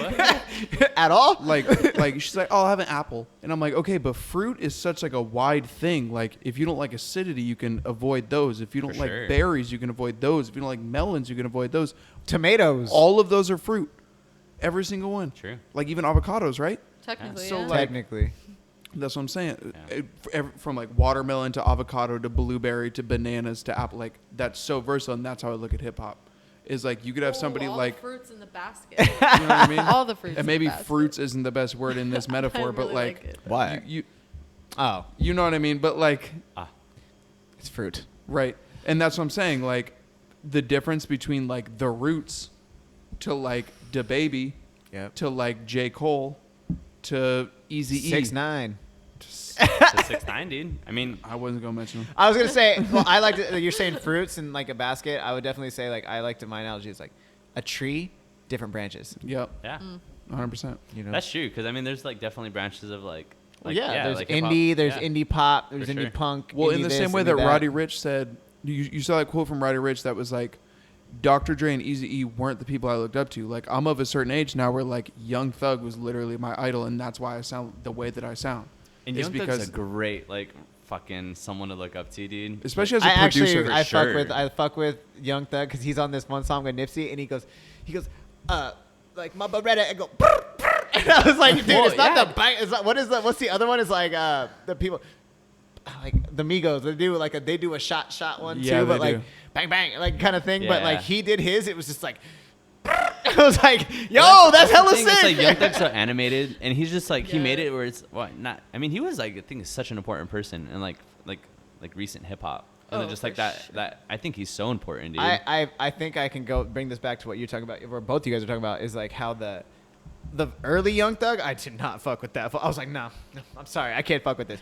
And then he started like he showed up on Slauson Boy 2 with Nipsey, and then he started getting with like real rappers, in my opinion, like lyrical rappers, and I was like, all right.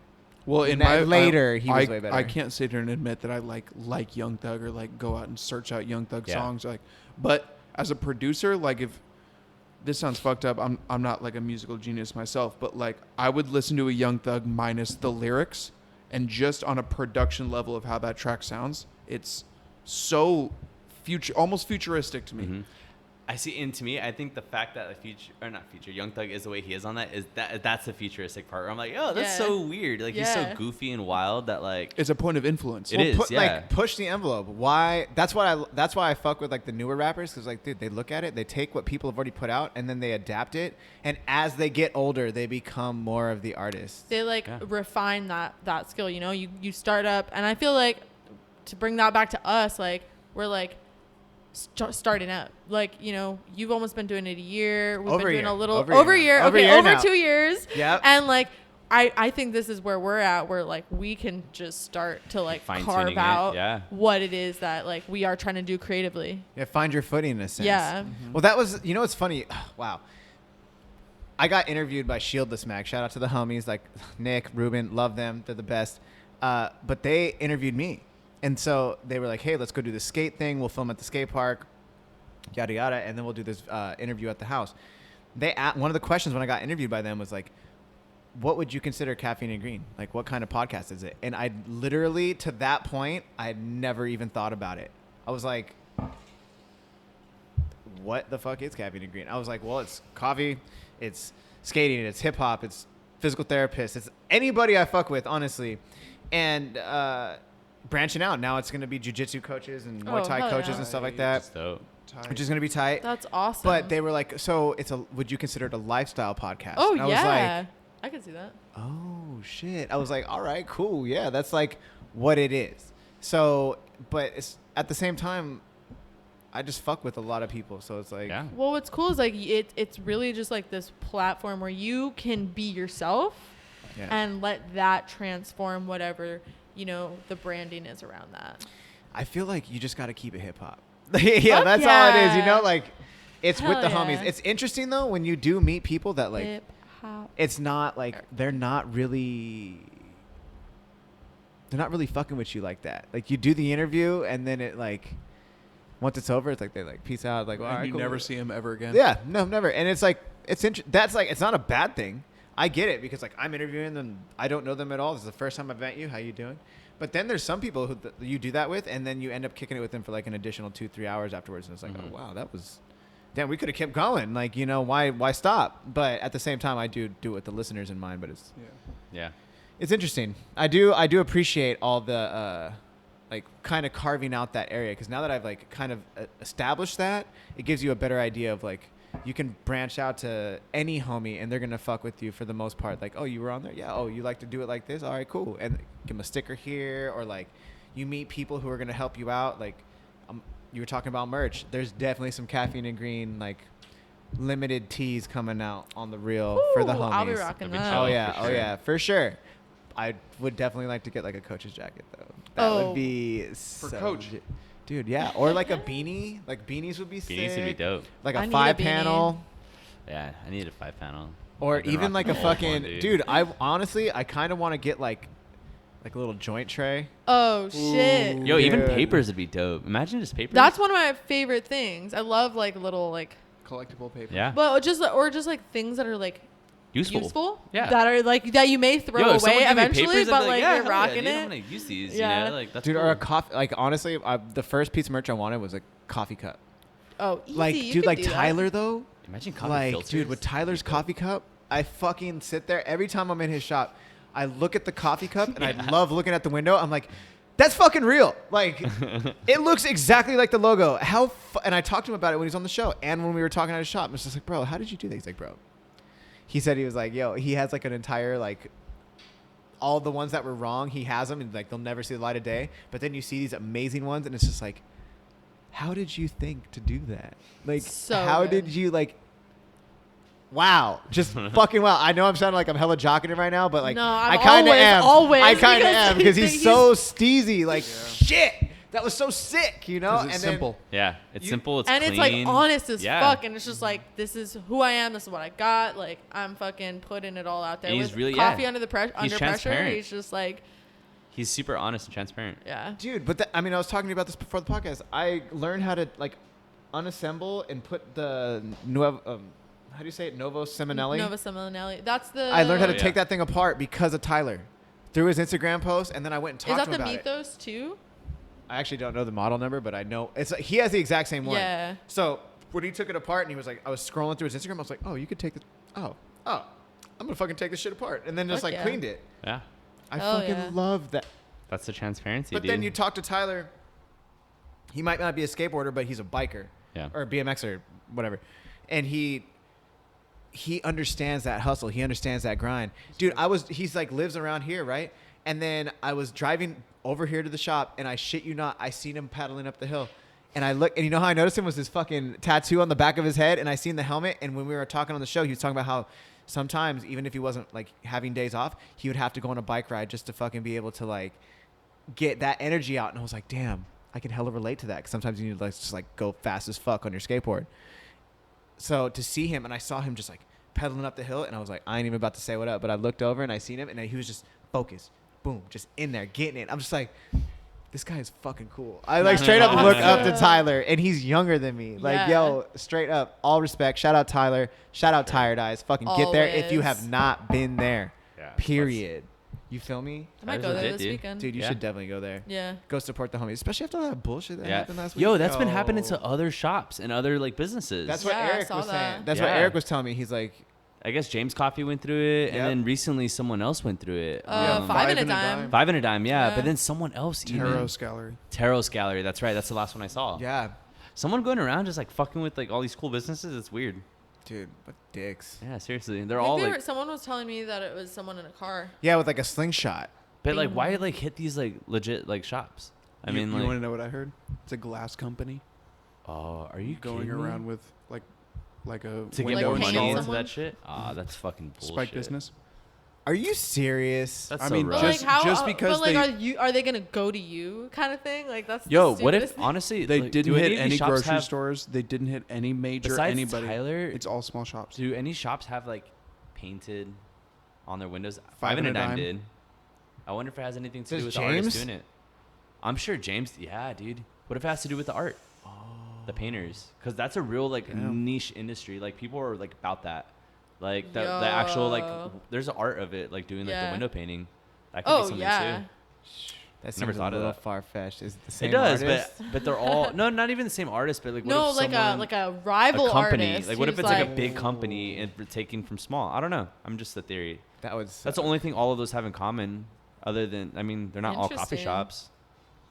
That's interesting. It's wild, bro. I mean, Dude. The yeah, Taros had it too, conspiracies, huh? bro. Taros had Conspiracies, bro. Taros had it painted too. Now you know what it is, bro. It's the fucking government trying to hold Oh, down calm small down. Oh, business, calm bro. down. That's what it is. Calm It's down. the city. They said I you don't don't have know. your health I code just think permit. that's crazy. Mwah, and they smash his windows. It Dude, just sucks Fucked to see up, small bro. businesses too go through like shit like that. No, Yeah. of course. Yeah. no, that fucking But they're sucks. persevering and they're like, Yeah, for sure. He's And Tyler's fucking killing it. Yo, Yeah. I can't wait to see the logo back up on that window. Yeah. I drive by it almost every day. My mom's been here, so I've been driving. She's staying in downtown, so I'll just be driving by there, be like, check I it hope he's out. over there. Yeah, just making sure. Making sure. Check. Still there, Dude, no, I hella, yesterday I was like, I mean, I don't feel really ashamed for doing this because like I was with my mother, but like this fool, we like had parked and we went in downtown and this fool was like, there was like some less fortunate people living on the sidewalk. Let's put it that way. And we were walking up. I literally see this fool like walk in front of my car, looking all sketchy, like looking at my car, walks in between my car, turns towards my driver door and like proceeds to pull his junk out and like Whoa, take a what? piss. And I like, dude, I'm like literally from right here to like probably closer to like the middle of the street than Fernside. And I see this fool. I was like, hey, get away from my car, son. Like, what are you fucking doing? And it's like, screaming, like not screaming, but like very firm yelling at this fool. And he turns around and he like, can I go to this car? And I'm like, no, get the fuck out of the way, bro. Like, what are you doing? And then he's like, oh, and I'm just like eyeing him out hard, like instant, just like, yo, I don't even know. Like something switched in me and I was just watching him. And he went around, he was just talking shit and I was just talking shit right back. And then like, I just looked at him. I was like, this fool was about to piss on my car. Yo. Like, and I was a block from Tyler's shop. I was like, yeah, that's not like necessarily like the chillest area, dude. dude, my That mom hotel was right not there in even the corner? tripping though. She wasn't even tripping though. She was just like, I was like, sorry, Ma. You sometimes just gotta let them know. She's like, no, I get it. Just be careful. They might be crazy. And I was like, That's Anybody, true. bro. I was like, you gotta battle crazy with crazy though. And she was like, Okay, that is my whole theory. If Yeah. someone's acting crazy at me, I'm gonna act like you gotta just act as twice as crazy. crazy. You fucking think you're crazy. I also make it a point, like especially when I'm walking through rougher parts of downtown, I'm just like, "What's up?" I'm just like, "What's up, dude?" Just like What? say "What's up," like to people, like Oh. instead of I like don't being. know about all that. No, G. no, no. You gotta like, be careful. No, it depends. Like not like, "Oh, what's up?" But if I'm looking at someone, if like someone I'll make, like looks at I feel make you it on like that. a point to like not look down or not look at people. I'm Well, like, that is true. You acknowledge Yeah. that they're there, but you gotta let them know. yeah, for sure. Like I'll look by, I'm like, I'm you Big know, J just, like- Cash, baby. I walk hard. Nah, No eye Jay contact. I feel like I'm just like looking at everybody, like looking around me. I'm like, "What's up?" Like I don't know, like fuck it. I mean, think- I'm not gonna be mean to anybody. I'll say what's up to people. I If, think like, eye make that contact too yeah. is if someone's gonna fuck with you, you're like, I see you, dude. Yeah, I Sure. fucking am I watching it. see you. Dude, me and my dad ran the marathon in December, and we were in Sacramento. And Sacramento, outside of the actual capital part, is pretty sketch. Sketch, bro. Sketch. Sketch. And so we're walking down. I'm like, Dad, let's get away from the crowds. Let's walk east, and let's get away from like the Capitol building, and then we'll just get an Uber like away, because there was so much traffic, so many people. And we're walking down the street, and my dad finished probably like, dude, honestly, like 2 hours after me. And so I'm like chilling. I've already had time to relax. I stretched. I'm wearing like sweats galore, like just chilling. My dad's like moving all slow. My dad's 72. He just fucking ran a marathon. This fool is Fuck yeah, beat that's- right now, you know? Yeah, Yeah, that's hardcore. He's fucking beat. Hell yeah. And so we're walking, and like, granted, I will smoke a cigarette every now and then. So it's, as a runner, like it's stupid, but I'm not getting paid for it. So fuck it. As we're walking, this dude is like standing there, and he's kind of like a less fortunate person. And he looks at me. He's like, "Hey man, you guys got a cigarette?" And I was like, "No, bro." And like we're wearing like our marathon medals, like obviously, like yo, like come on, don't no. And then he's like, "Oh, okay, cool." And he's like, "Well, I'm just gonna follow you guys." I was like, "What?" And I like my dad like starts looking at him, and I look at him, and I'm like, "Okay, my old man is chilling right here. He's busted up. Like this dude is like obviously not in the right state of mind." And he's like, "I'm gonna follow you." And I was like, "You ain't doing nothing, bro." And he starts walking towards us, and I was like, "Nah, this ain't gonna happen." And I was like, "What the fuck you think you're doing?" And he was like, "I'm just gonna follow you." I was like, "You ain't doing nothing. You're gonna stand right there, bro. If you do, I'm gonna fuck you up." Like straight up, like told this fool to his face. And then in front of my dad, I'm like, "Nah, bro, I'm gonna fuck you up." And he's like, "No, you ain't gotta be like that." I was like, "You ain't gotta be like that. You can stay your ass right there, G." Yeah, what's the point? That's what's up. Like, why are you gonna follow us? Why are you following us? And he just like, "All right, cool, man. I was like, "Chill, G. Like, yo, like, chill." And he just like continued to walk back, and I started walking towards him. He's just like backing up, and I was like, "I'm not saying this to be tough. I'm saying this is like, it's just shit always happens when I'm with my parents." I was gonna say that. It's happened always your with my mom. parents. Like, dude, sketchy shit always happens, and I always feel like, yo, like these are my parents. Like, don't fuck with my parents. They're old. Oh, hell no. You That's know, weird. like I wonder they're if people old. feel like it's like people are more vulnerable in that state, or like what, or like I mean, you know what I mean? Sounds dumb as fuck. I've never been more protective than when I'm. That's what I'm saying with though. my That seems like Dude, the dumbest thing to go. but 100%. I wonder from someone's head, it's like, oh, they're distracted or some shit. I don't know. You know what I mean? Bro, Maybe they're not thinking about Yeah, that. that's weird. it's fucking odd. It's also a weird instinct too that I feel like if you have that like protective instinct, Oh, for sure. like when I'm with Lou, like oh bro, it's gonna get me in trouble for sure. for it's sure. gonna get me in trouble. Like and have you ever seen that movie Con Air? Yes, With- with Nicolas oh, Cage, Nicolas Fucking Cage. love that movie Steve so much. Buscemi. Yeah, Yeah. Steve Buscemi is weird in that movie. He is, dude. but super isn't he like weird. Hannibal Lecter type style? Yeah, exactly. Yeah, he's Like like a playing with molester dolls type and shit. shit. Yeah, Yeah, what it's the fucking fuck? super weird. But like Nicolas Cage goes to jail because he was just out with his lady. Somebody disrespected his lady. He got protective and just like literally killed a guy. Yeah.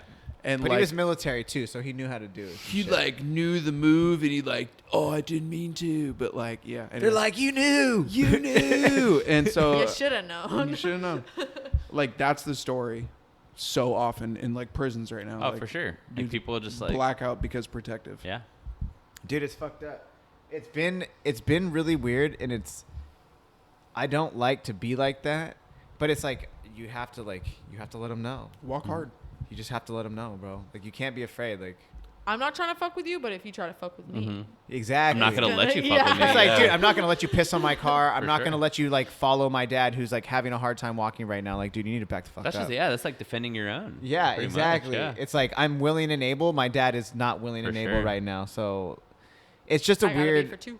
Dude, like some people are like so afraid for like confrontation these days, especially if it gets physical. Like, I'm not condoning fighting, but I'm definitely saying like, if it were to come down to it, You gotta do what you I gotta like do. where this is yeah, going. For That sure. you Well, gotta do it, man. I was raised that you have to be like as a warrior, you have to like be there to defend the people who can't defend themselves. yeah, And- 100%. I think that's fair in general. Yeah. Yeah. I mean, if you see someone that's like getting fucked with, that's like obviously like not able to defend themselves, Yeah. I feel like it's right. That's to the do it. history of Sikhs Dude. though, and so that's just like Yeah. that's like how I was raised. It's interesting. Have you guys ever been in a position like, and this is completely has nothing to do with coffee or anything we're talking about, but the other day on Friday we went to my homie Ryan Bauer show in OB, and we're all of pretty much older 20s, right? Are you older over 20? I'm 26. Okay, cool. Yes. Older 20s. So you guys have been drunk. You guys have had these drunk, like if you're with your, like a boyfriend or significant other, or whatever, girlfriend, fucking, and you're too drunk and you guys are fighting and then like you cause like kind of like a weird scene, if you will. Mm-hmm. Yeah. Me and my homie were walking towards my car after the show on Friday, and we saw this drunk girl and this drunk guy, and they're just like being weird. She's like, "Don't touch me," and all this stuff. And it just got to a point where we're like, we saw it going down, and we're like, "Is this okay?" And then like we hear her kind of like we hear them scuffling, and then it gets like physical a little bit, and then so we turn around and we're like watching them. We're like, "Dude," like I looked at my homie and I was like, "Do we got to turn back around and go back?" He's like, "Yeah, we got to go turn back." And then so we like stood in the corner and we watched him, and then we're like, he ended up like, the girl was like on the ground and this dude like stands up, and then somehow she's like, "Fucking whatever," blah blah blah blah, and we're like looking at him, we're like, "Are they just drunk? Is drunk?" And we're just fuck. And then like she hands him his purse. She's like, "Fuck you," and like is walking away, but then he's like chasing after her. Yeah. We're like, okay, they're just drunk. We did our due diligence. We watched it go down. Like they're sure. fine. They were just super drunk. But it was like, yo, what do you do? He's like, Well, yeah. I was it's like, standing there with my do homie. I It's like, do we something, or- step in When is it your like business to step in? as like as Yeah. a what? Not a pedestrian, but like A like bystander. A bystander. Yeah. You're What standing does there, stepping in look like to you? dude. See, that was the thing. And literally, we had that conversation on the corner. Me and my homie Ray Ray. What do we do? We're like, what do we do? And he's like, dude, if we get involved and it's not serious like that, if we started like fucking with the dude, she's gonna be like, "Fuck you guys, stay off my boyfriend," and like Yeah. make it a thing, and then it becomes weird, and then that's you guys why are we fighting stopped. him at that point. Yeah, and that's why we stopped. Can I make a suggestion? And this is just something that I do. I like just don't get involved. Be like, hey, Hey, is are you everything okay? okay? Yeah. Yeah. Like, I sometimes if you see like not necessarily confrontation, but I see someone who looks like maybe kind of distress. fucked up, Yeah. Yeah. like, or like, yeah, I'll be like, hey, are you okay? Actually, the one and only time I've seen someone shooting up heroin was. He like something looked very wrong, and I asked if he was okay, and then I noticed what was going on. I was like, "Oh shit!" Well, something is very wrong at that point. Dude. Shit. And yeah, he said something like He's like nodding it off. was for, like- really weird. It affected me like for like a week. I was like, oh shit, like because he had like a his answer was like self-reflective to like the situation. yeah, like oh jeez. and I was like, oh fuck. Like you asked him a deeper question than you thought was you were anticipating. Like, like, are you good? And he's like, I don't know. He's like, am actually- I good? I'm shooting. yeah. I'm shooting up When right was the now. last I'm time good. I was good? That was gnarly. I've seen Um, so many people shoot up in San Francisco. Like Yo, I've SF's a different literally, game I've with seen that shit. people passed out with needles in their fucking arm. The only time I've seen someone shoot up, honestly, was right in front of Tang. And, Where? in Hillcrest, Tang Records. Oh shit! Straight up, Damn. dude. Oh, See, right there, like on Fifth. Literally, bro, right Yeah, in front of yeah, me. yeah. Just like, This was in That's- like that's a the bad- Horton Plaza parking lot, like in one of like the stairwells. R.I.P. Oh Horton man! Yeah. Plaza. R.I.P. Horton Plaza. I was like Good. going to a show at like a Balboa Park or Balboa Theater, and like Yeah. It was. Yeah. Yeah, Horton was bad. Those stairwells were bad for a while. Yeah. That whole area, dude. There's a lot of H going on through San Diego. Really? Well, I mean, That the sucks. fentanyl deaths I heard were related to more H than Coke. Oh. Damn. That is not the biz. No. That is definitely not the biz. No, it's not. Dude. Well, that's somebody's biz. Turns out they're fucking making plenty of biz here in my fucking city. In my city. I didn't realize that city, San Diego bro. was like such a like very like. Well, I knew meth like, H for hub? sure, but yeah, not heroin. I didn't know that. I mean, it's got to pass through here to get through everywhere else in America. That's true. I just didn't They pick bring San it Diego through to be the TJ. place to do Heavy. heroin. That's It's so heavy. warm and nice outside. I feel like heroin's something you do when it's like cold and rainy. Dude, there was a kid. Nah, bro. Dude, in Malibu, there was this kid. I used to live in Malibu for like a hot second, like real quick. And there was this kid who used to show up at the skate park. He didn't even skate, but he would sit there and he had oxys. And he would just get loaded up on oxys and like sit on the bench and watch us skate. And dude, his face, he would just sit there all day, like his hair all fucked up, but he just, Sure, probably felt crazy though. Oh, dude, shit. I don't know. I've Not never, positively. yeah, I never don't know, fucked man. with that. I'm pretty dude. sure it did. What the fuck? Dude, it was crazy to see like. Well, dude, that stuff's like precursor heroin. That's all it is. It's It just is, literally it's like synthetic step heroin. below. Yeah, Yeah, it's literally synthetic synthetic heroin. Yeah, dude. It is heroin, essentially. Yeah, it's a weird one, dude. Damn. Not Sure. about that. No, I'm definitely not about that either. I was lucky about it for a Dude. little bit. That's a Never slippery been- slope, I've man. never had. That's anything like why that. that's why I always talk about it because I think it's like so crazy how like easy it is to get into it and how like good it feels because I think people that don't know, have never tried it don't know it. Yeah. So like when you try it, you're like whoa, this is like no shit. And in that This- way, it's really easy because Yeah. Well, that's having why. to shoot up. yeah. If you're just taking a pill and you're just going about your day, like no one's gonna fucking know. So you're just like oh wow, like, this Dude. is crazy. Walking in around in San Francisco, you see people just pass out with needles in their arm. They have like snacks next to them, little fucking ginger just ale, people give it power. to Dude, them? I was getting off the BART. I got off at Civic Center. I was walking over to Polk Street. And there's like that's where City Hall is in San Francisco. This fool was sitting in like they have these like little ledges, like little planter gaps, like planter areas. And this dude was sitting there, and there's like two lights, and right next to the lights, on one side of him was a ginger ale, the other side was a bag of hot Cheetos, and then he was just sitting on the planter, like keeled over like 90 degrees, like in the chair, and then just leaned over his body and fucking straight up just had like a needle in his arm, passed out fully over, like yo, he was taking a Jeez. nap, and like when he woke up, that was his snack. Yeah, he nodded off, dude. Oh, he's Straight super up. nodded off that. Yeah. I seen people shooting up underneath like the movie center, like they're just sitting there at night, just doing like that, or you see That's crazy. Dude. people smoking crack like in the fucking like little areas that in between buildings in San Francisco. It's like, bro. Or you walk through Hunters Point, like or not Hunters Point, fucking the Tenderloin. Like, cause I'd get off at sometimes I'd get off at Powell, and then I'd walk through the Tenderloin to get to Polk, and fucking you'd walk through there, and there's like, dude, there's just people passed out in the middle of the street. That's They're rough. fucking. Dude, to be honest, smoking crack in the middle of the day, dude. It's 2:00. when I went to San Smoking crack. Francisco, I think that was the one place I'd ever gone to where I was like, get off, and I'm like, wait, where the fuck am I? Like, it's weird Yeah. because it's like a mixture of like that and then like big city And, And like, Chinatown, yeah, like, dude, it's just like yo. so mixed up where I was so confused at like kind of what part of San intimidating. Francisco I was. Like looms in on you. Yeah, dude, Love I it, felt though. more like I So think legit. I felt more like in tune in New York than I did in San Francisco. Dude, I honestly felt that way. I agree, Yeah. personally.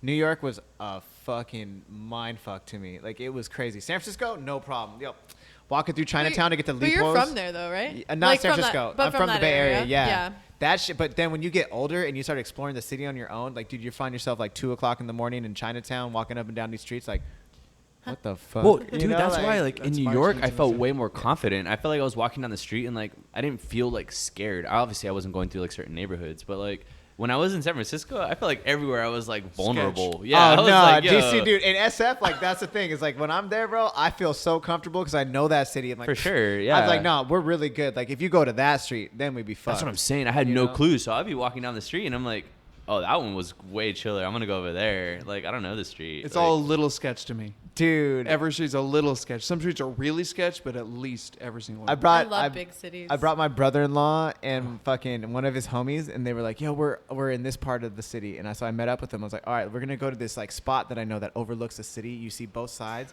like beautiful, fucking beautiful." But I was like, "Yo, we gotta walk to the Tenderloin to get there." And they were like, oh, "Okay, bro, yeah, let's go." And then so we walk, and I was like, "You just have to walk fast." You like, and I'm taking them down streets. Like, yo, there's fucking like groups of drug dealers like posted. And I'm like, look, you guys just have to keep up. If you just keep walking, they're not going to fuck with you because they know you're not trying to fuck with them. Just like, yo, they're doing their damn thing. And so like we're walking up a street. I'm like, yo, let's go. Boom. Start walking. And they're like, yo, bro, you walk super fast. And I was like, yeah, because it's a city pace, bro. We got to go. We got to go. Let's go. And then you see these fools and these dudes are posted up. Big motherfuckers, big scary dudes posted smoking J, smoking cigs. And just like, yeah, what's good, bruh? You know, other words too. But they like, da, da, da, da, da, and they're just popping. And like my brother-in-law is buff. Like this fool can fuck some fools up. Seen him, he was like shook. Like, yo, he was kind of, and I'm just, yeah, dude. Like, you just gotta go, G. You just gotta go. Just like, fuck, you know what I mean? Neighborhoods like that, they're like, yeah. Yo. Like, I remember lost in Long Beach, just like definitely in the wrong yo, neighborhood. that is scary. 'Cause you can get shot. Well, there. right off like Cherry Ave, and I didn't realize we were going down Ooh, that, and I was gee. like, oh, this is bad. Like, cause I was with my sister, my two sisters, and my mom, and I'm like the only dude there, and we're like in a minivan.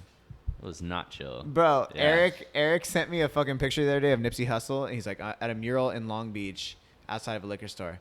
And I was like, yo, this is probably the best Nipsey Hussle mural I've ever seen. But I was like, wherever you are at, be careful. Because if you're at a place that has a Nipsey a mural on like a fucking liquor store, yeah, you're probably in the hood. He's like, definitely hood. And that's, I was like, be careful. Just be careful, G. Please, for me. Okay. Just be careful. I mean, yeah, just know your neighborhoods, I guess. Yeah, you got to just know the neighborhood, bro. Like, you just got to be careful.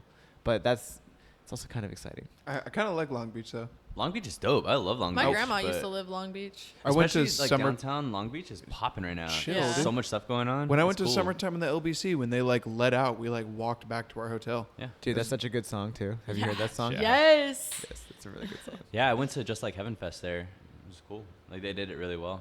Dug it. That Proud Mary venue is pretty. It is. That's when they Pretty seclude chill. it, and then you have to. See, bro, it's kind of nasty though. If you go to like an all-day festival there and they put them porta potties like right on the water and Telling me, bro. dude. Cellas. Dude, Waterfront? Have you Desert. ever been to like Shit. what's the Everywhere. one that they do twice a year over at Waterfront? Cross? Cross. Yeah. Have you ever been to Cross? Never. Yeah. Yo, so fun. Cross. I went to Ooh, like yeah. an early Super cross. fun. I gotta go there because it's Super like fun. local. The next one coming up is dope. Dude, they're getting way better lineups dude. now. This one is Super really lineups. good. The one that's coming up. I can't remember exactly. I'll off look the it top, up. but I yeah. gotta look it up. Dude, guys, we've just We've did like been 2 chatting. hours. Yeah, Holy, sorry. 2 hours? Dude, yeah. Let's wrap it up. Whoa. Let's wrap it up. We gotta make I So- like this. could keep Ooh. going, but Seriously. sick. Ooh. Yeah, let's go to that. Right there. All right. Well, so thank you guys for coming on so much. I really appreciate it. Kano, Yes, sir. thank you. Seriously. This Always. is fucking amazing. It's fun. Sprocast. This will not be the last. It's Oh, obviously no, not no, gonna be no. the last. No way. Because you're gonna be on Sprocast soon. For sure. That's just the easy way to do it. Back Holler and at forth? me. Yeah. Just holler at me. Always. I'm down to. We can talk real coffee too. Like I think how we did I when we think started. honestly we We had a touched on very it. balanced Yeah. conversation. Like, Me too. we I mean, we could kind of hit all the obviously- points. We could get geeky coffee. Like Oh. way I mean, we more. kind of did For get pretty sure. geeky coffee, especially We with the started out- profiles. talking about literally like blueberry, strawberry. Dude. Oh, it, I like, forgot to bring up in that, just to go touch back on it, like the levels of intensity in Oh, flavoring. yeah. Like that's something I never touched on. But Y'all like, should definitely download the lexicon if you don't. well, I did. That's What why. the So then fucking you're like lexicon, doing 1 bro? through 5. Get like the Blackberry. lexicon, bro. This Get is that like lexicon. It's two- literally level two you can Blackberry. download it off Google. Yep. It's really cool. It's really worth it. And also, I'm gonna try the espresso through a V60 filter tomorrow. Hell yeah. Try the AeroPress, dude. What if you put the AeroPress filter underneath the bed, so right on, like on top of the porta filter, and then pull your shot on top and then tamp it? Well, didn't Asa do something like that? Did he? Yeah. Yeah, Yeah. yeah. I think a few YouTubers have done some experiments. I would with say that. do that, or even just do it through the AeroPress in itself. Like, Like put it through the AeroPress. Well, that's a good idea. I haven't tried that. Yeah, and then just use the and air then to use push it through. Oh, fuck yeah! And I really like AeroPress filters. I think AeroPress is one of my favorite methods of brewing. Same, hands down. So think no it's- puck. It would just be the Liquid. Just espresso, liquid. and then you push it through. Yeah.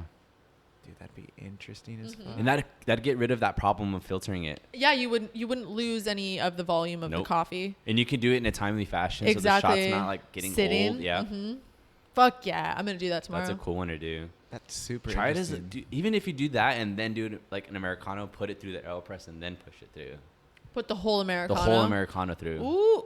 Because that's what I did through the V60 and it tasted Wait, better. wait. So you pulled a shot, made an Americano, and then put put it it in the through. V60 filter? Yeah. Oh, that's what you did today. That's what I did both of them today. So I did Oh, just nice. the Spro and then I did the Americano. Oh, I thought you were saying you put the Spro on the Americano. Oh No. shit! it. Well, I did both. That's what I did took the it from, Spro, tasted the Spro, And then then put added that on water, water. and then tasted that, and then then did filtered the it. Americano, and then filtered that. Yeah. Did you do hot water on the Spro? So it was like, Oh, so you filtered it twice? or did you put Yeah. like soda water? No, I just did regular water. Regular hot water. water, yeah. Okay. It's cool. just- It's like a batch brew, dude. In It the tastes so afternoon, I sick. crave like sparkling water with coffee. That's just like a good afternoon drink. Oof. I would have to agree. That's Even- why I thought that's what he was talking about. Even if you just taste the Spro going through and with the filter, it tastes just like a batch brew. It doesn't taste like Spro anymore. Nice. It gets rid of like all of that and just tastes like just brewed coffee. Yeah. I want to do both. I want to do the Americano, and I also want to do like the Spro on top of the water, like that version of Americano. I just Yeah. I like cleaner. That's why I don't like French presses because of that that sut like kind of oils. Like I don't like that in coffee. That's why I don't like Americanos because of that. I You know, know, I that's like- the best Time way and you can place. taste Time and a place. coffee or espresso is through an Americano. No, Yeah, I mean 'cause it's it's, not like, that I spread don't out. like it, but we talked about this on Sprocast where I'll try it as like Spro, like milk, and also Americano just to see where it's at. Because you could have a Spro it tastes really good just by itself, and then have an Americano it tastes rough, and have a milk-based drink that tastes rough with, you know what I mean? But that's also the reflection of the espresso, though. It's like if you can, it's like since it's a magnifying glass, if you're like, take that and it's good as espresso, and then you put like some hot water in it, or you pull just a regular Americano and try it, that's when you can really tell, because the, I guess, intricacies or defects or Will pop? It gets like spread out. Yeah, and so Yeah, they're but then- more clear, and so if it's a good espresso, it's gonna taste even better with water. But then what about like with milk though? That's the other thing too, because you could have a really good espresso and a really good Americano, but not have a good like What like I Gibraltar, feel like you're a good getting at is like the quality of the coffee, and Yeah. what you're getting at is like the quality of the extraction. extraction. Like, Yeah. for sure. Yeah. Yeah. But I'm Which- thinking like the all encompassing though. So if you're like, so for instance, you're pulling a 27-second shot. That's like my sweet spot for the espresso I that love that I number. make. Dude, that's boom. 26.6 That's crazy. I'm to usually like like 27. Like 30. See, dude, I- 30 with the espresso that we're making, it's too chalky. It gets chalky. You like need dusty. Like that. Yeah, you need the perfect balance between body and acidity. Yeah. You know what I mean? Like, I don't know. just- For us, it's like juicy. Like it's like a little roller coaster. Like that's perfect. It's almost like that's when I can have it in a cap and like just Spro, just by itself. See, it's funny I'll say that because my time as far as seconds pulled on a shot varies depending on We how were far talking from the about. I was roast. thinking about that today. Yeah, It's how far I've in never from the roast. experimented with that like at our shop either. Just like telling you, it changes so much about it.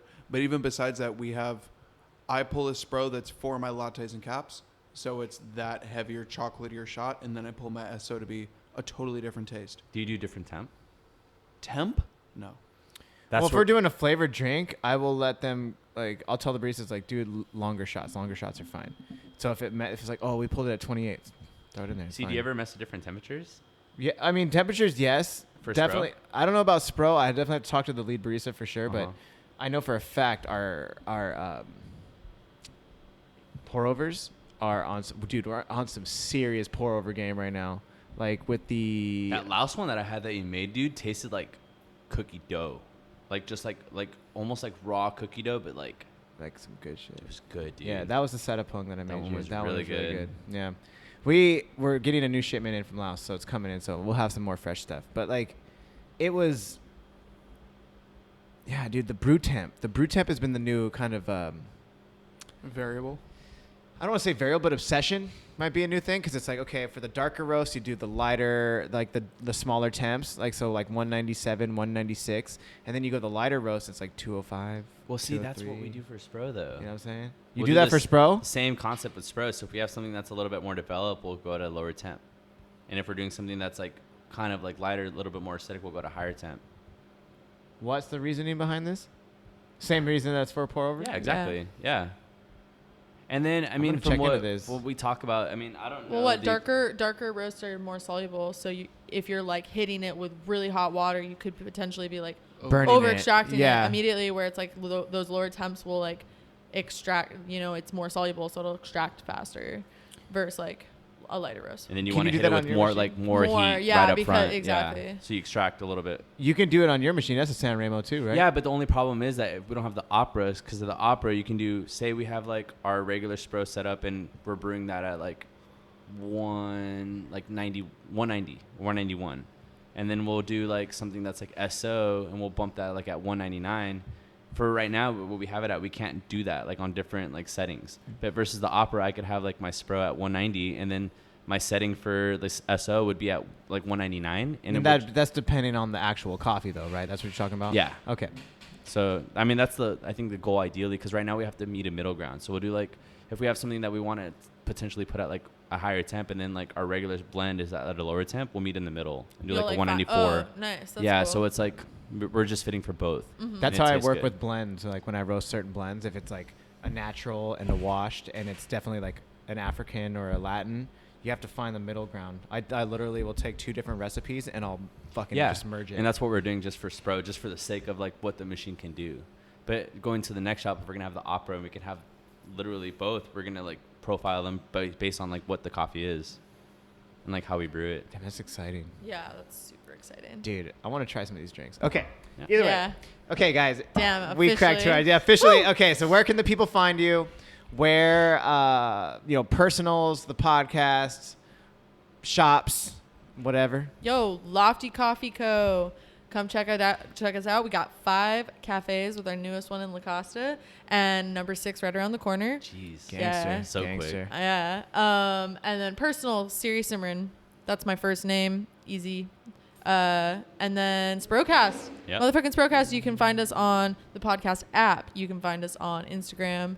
And that's about it. SoundCloud? But SoundCloud. Yep. We actually get a good amount of listeners on SoundCloud. But thank you so much for having us. Thank you to your listeners, and thank you to Sprocast listeners. We'll definitely be like posting about this and sharing about it. For sure. Yes. Yeah. Big J. All right, mine is Big JSD. You can also find me at Hawthorne Coffee, at Compa Coffee Roasters. Also, my dog's profile is the Lou Lifestyle, so hit her up. Big J's Coffee Mud is going to come soon. Hey. For now, you can visit me at Hawthorne Coffee, 3019 Adams Avenue, with 2 more locations opening this year. Whoa. 2? Bam, bam. I only knew 1. So, come holler at me. Damn, big news. And for you, sir? Let's see. So you can find me at Broke and Pour. Get closer to the mic, G. P-O-U-R. Get closer to the mic. Broke and Pour, P-O-U-R. I also have, I guess I'm on Public Square, I guess. Hell yeah. Public Square, I'm at La Mesa, so you can come by and see me there. Yep. Second location is going to be in National City on 8th, hopefully in the next year, within like the end of the first quarter, hopefully. Damn. And Yo, then that's I right guess around like the corner. Travelers Club Instagram every once in a while. Oh, hell yeah. Shout out to them, the homies. And then that's about it. Pour Music Taste, maybe. My Nice. music one, like a little weird one. Okay. I'm trying Is to. that P-O-U-R as well? Yeah. Pour Music Taste? Pour Music Taste. I have been ignoring it, but I got to be on that a little bit. So. Okay. Fuck yeah. Well, thank you guys so much to all of you, Marco, Jay, Sirisimran, and yes, thank you guys again. Let me get some right here. This is how Yo. we do it. Boom, boom, boom, boom. Peace. Later. Peace. And love. That was so good.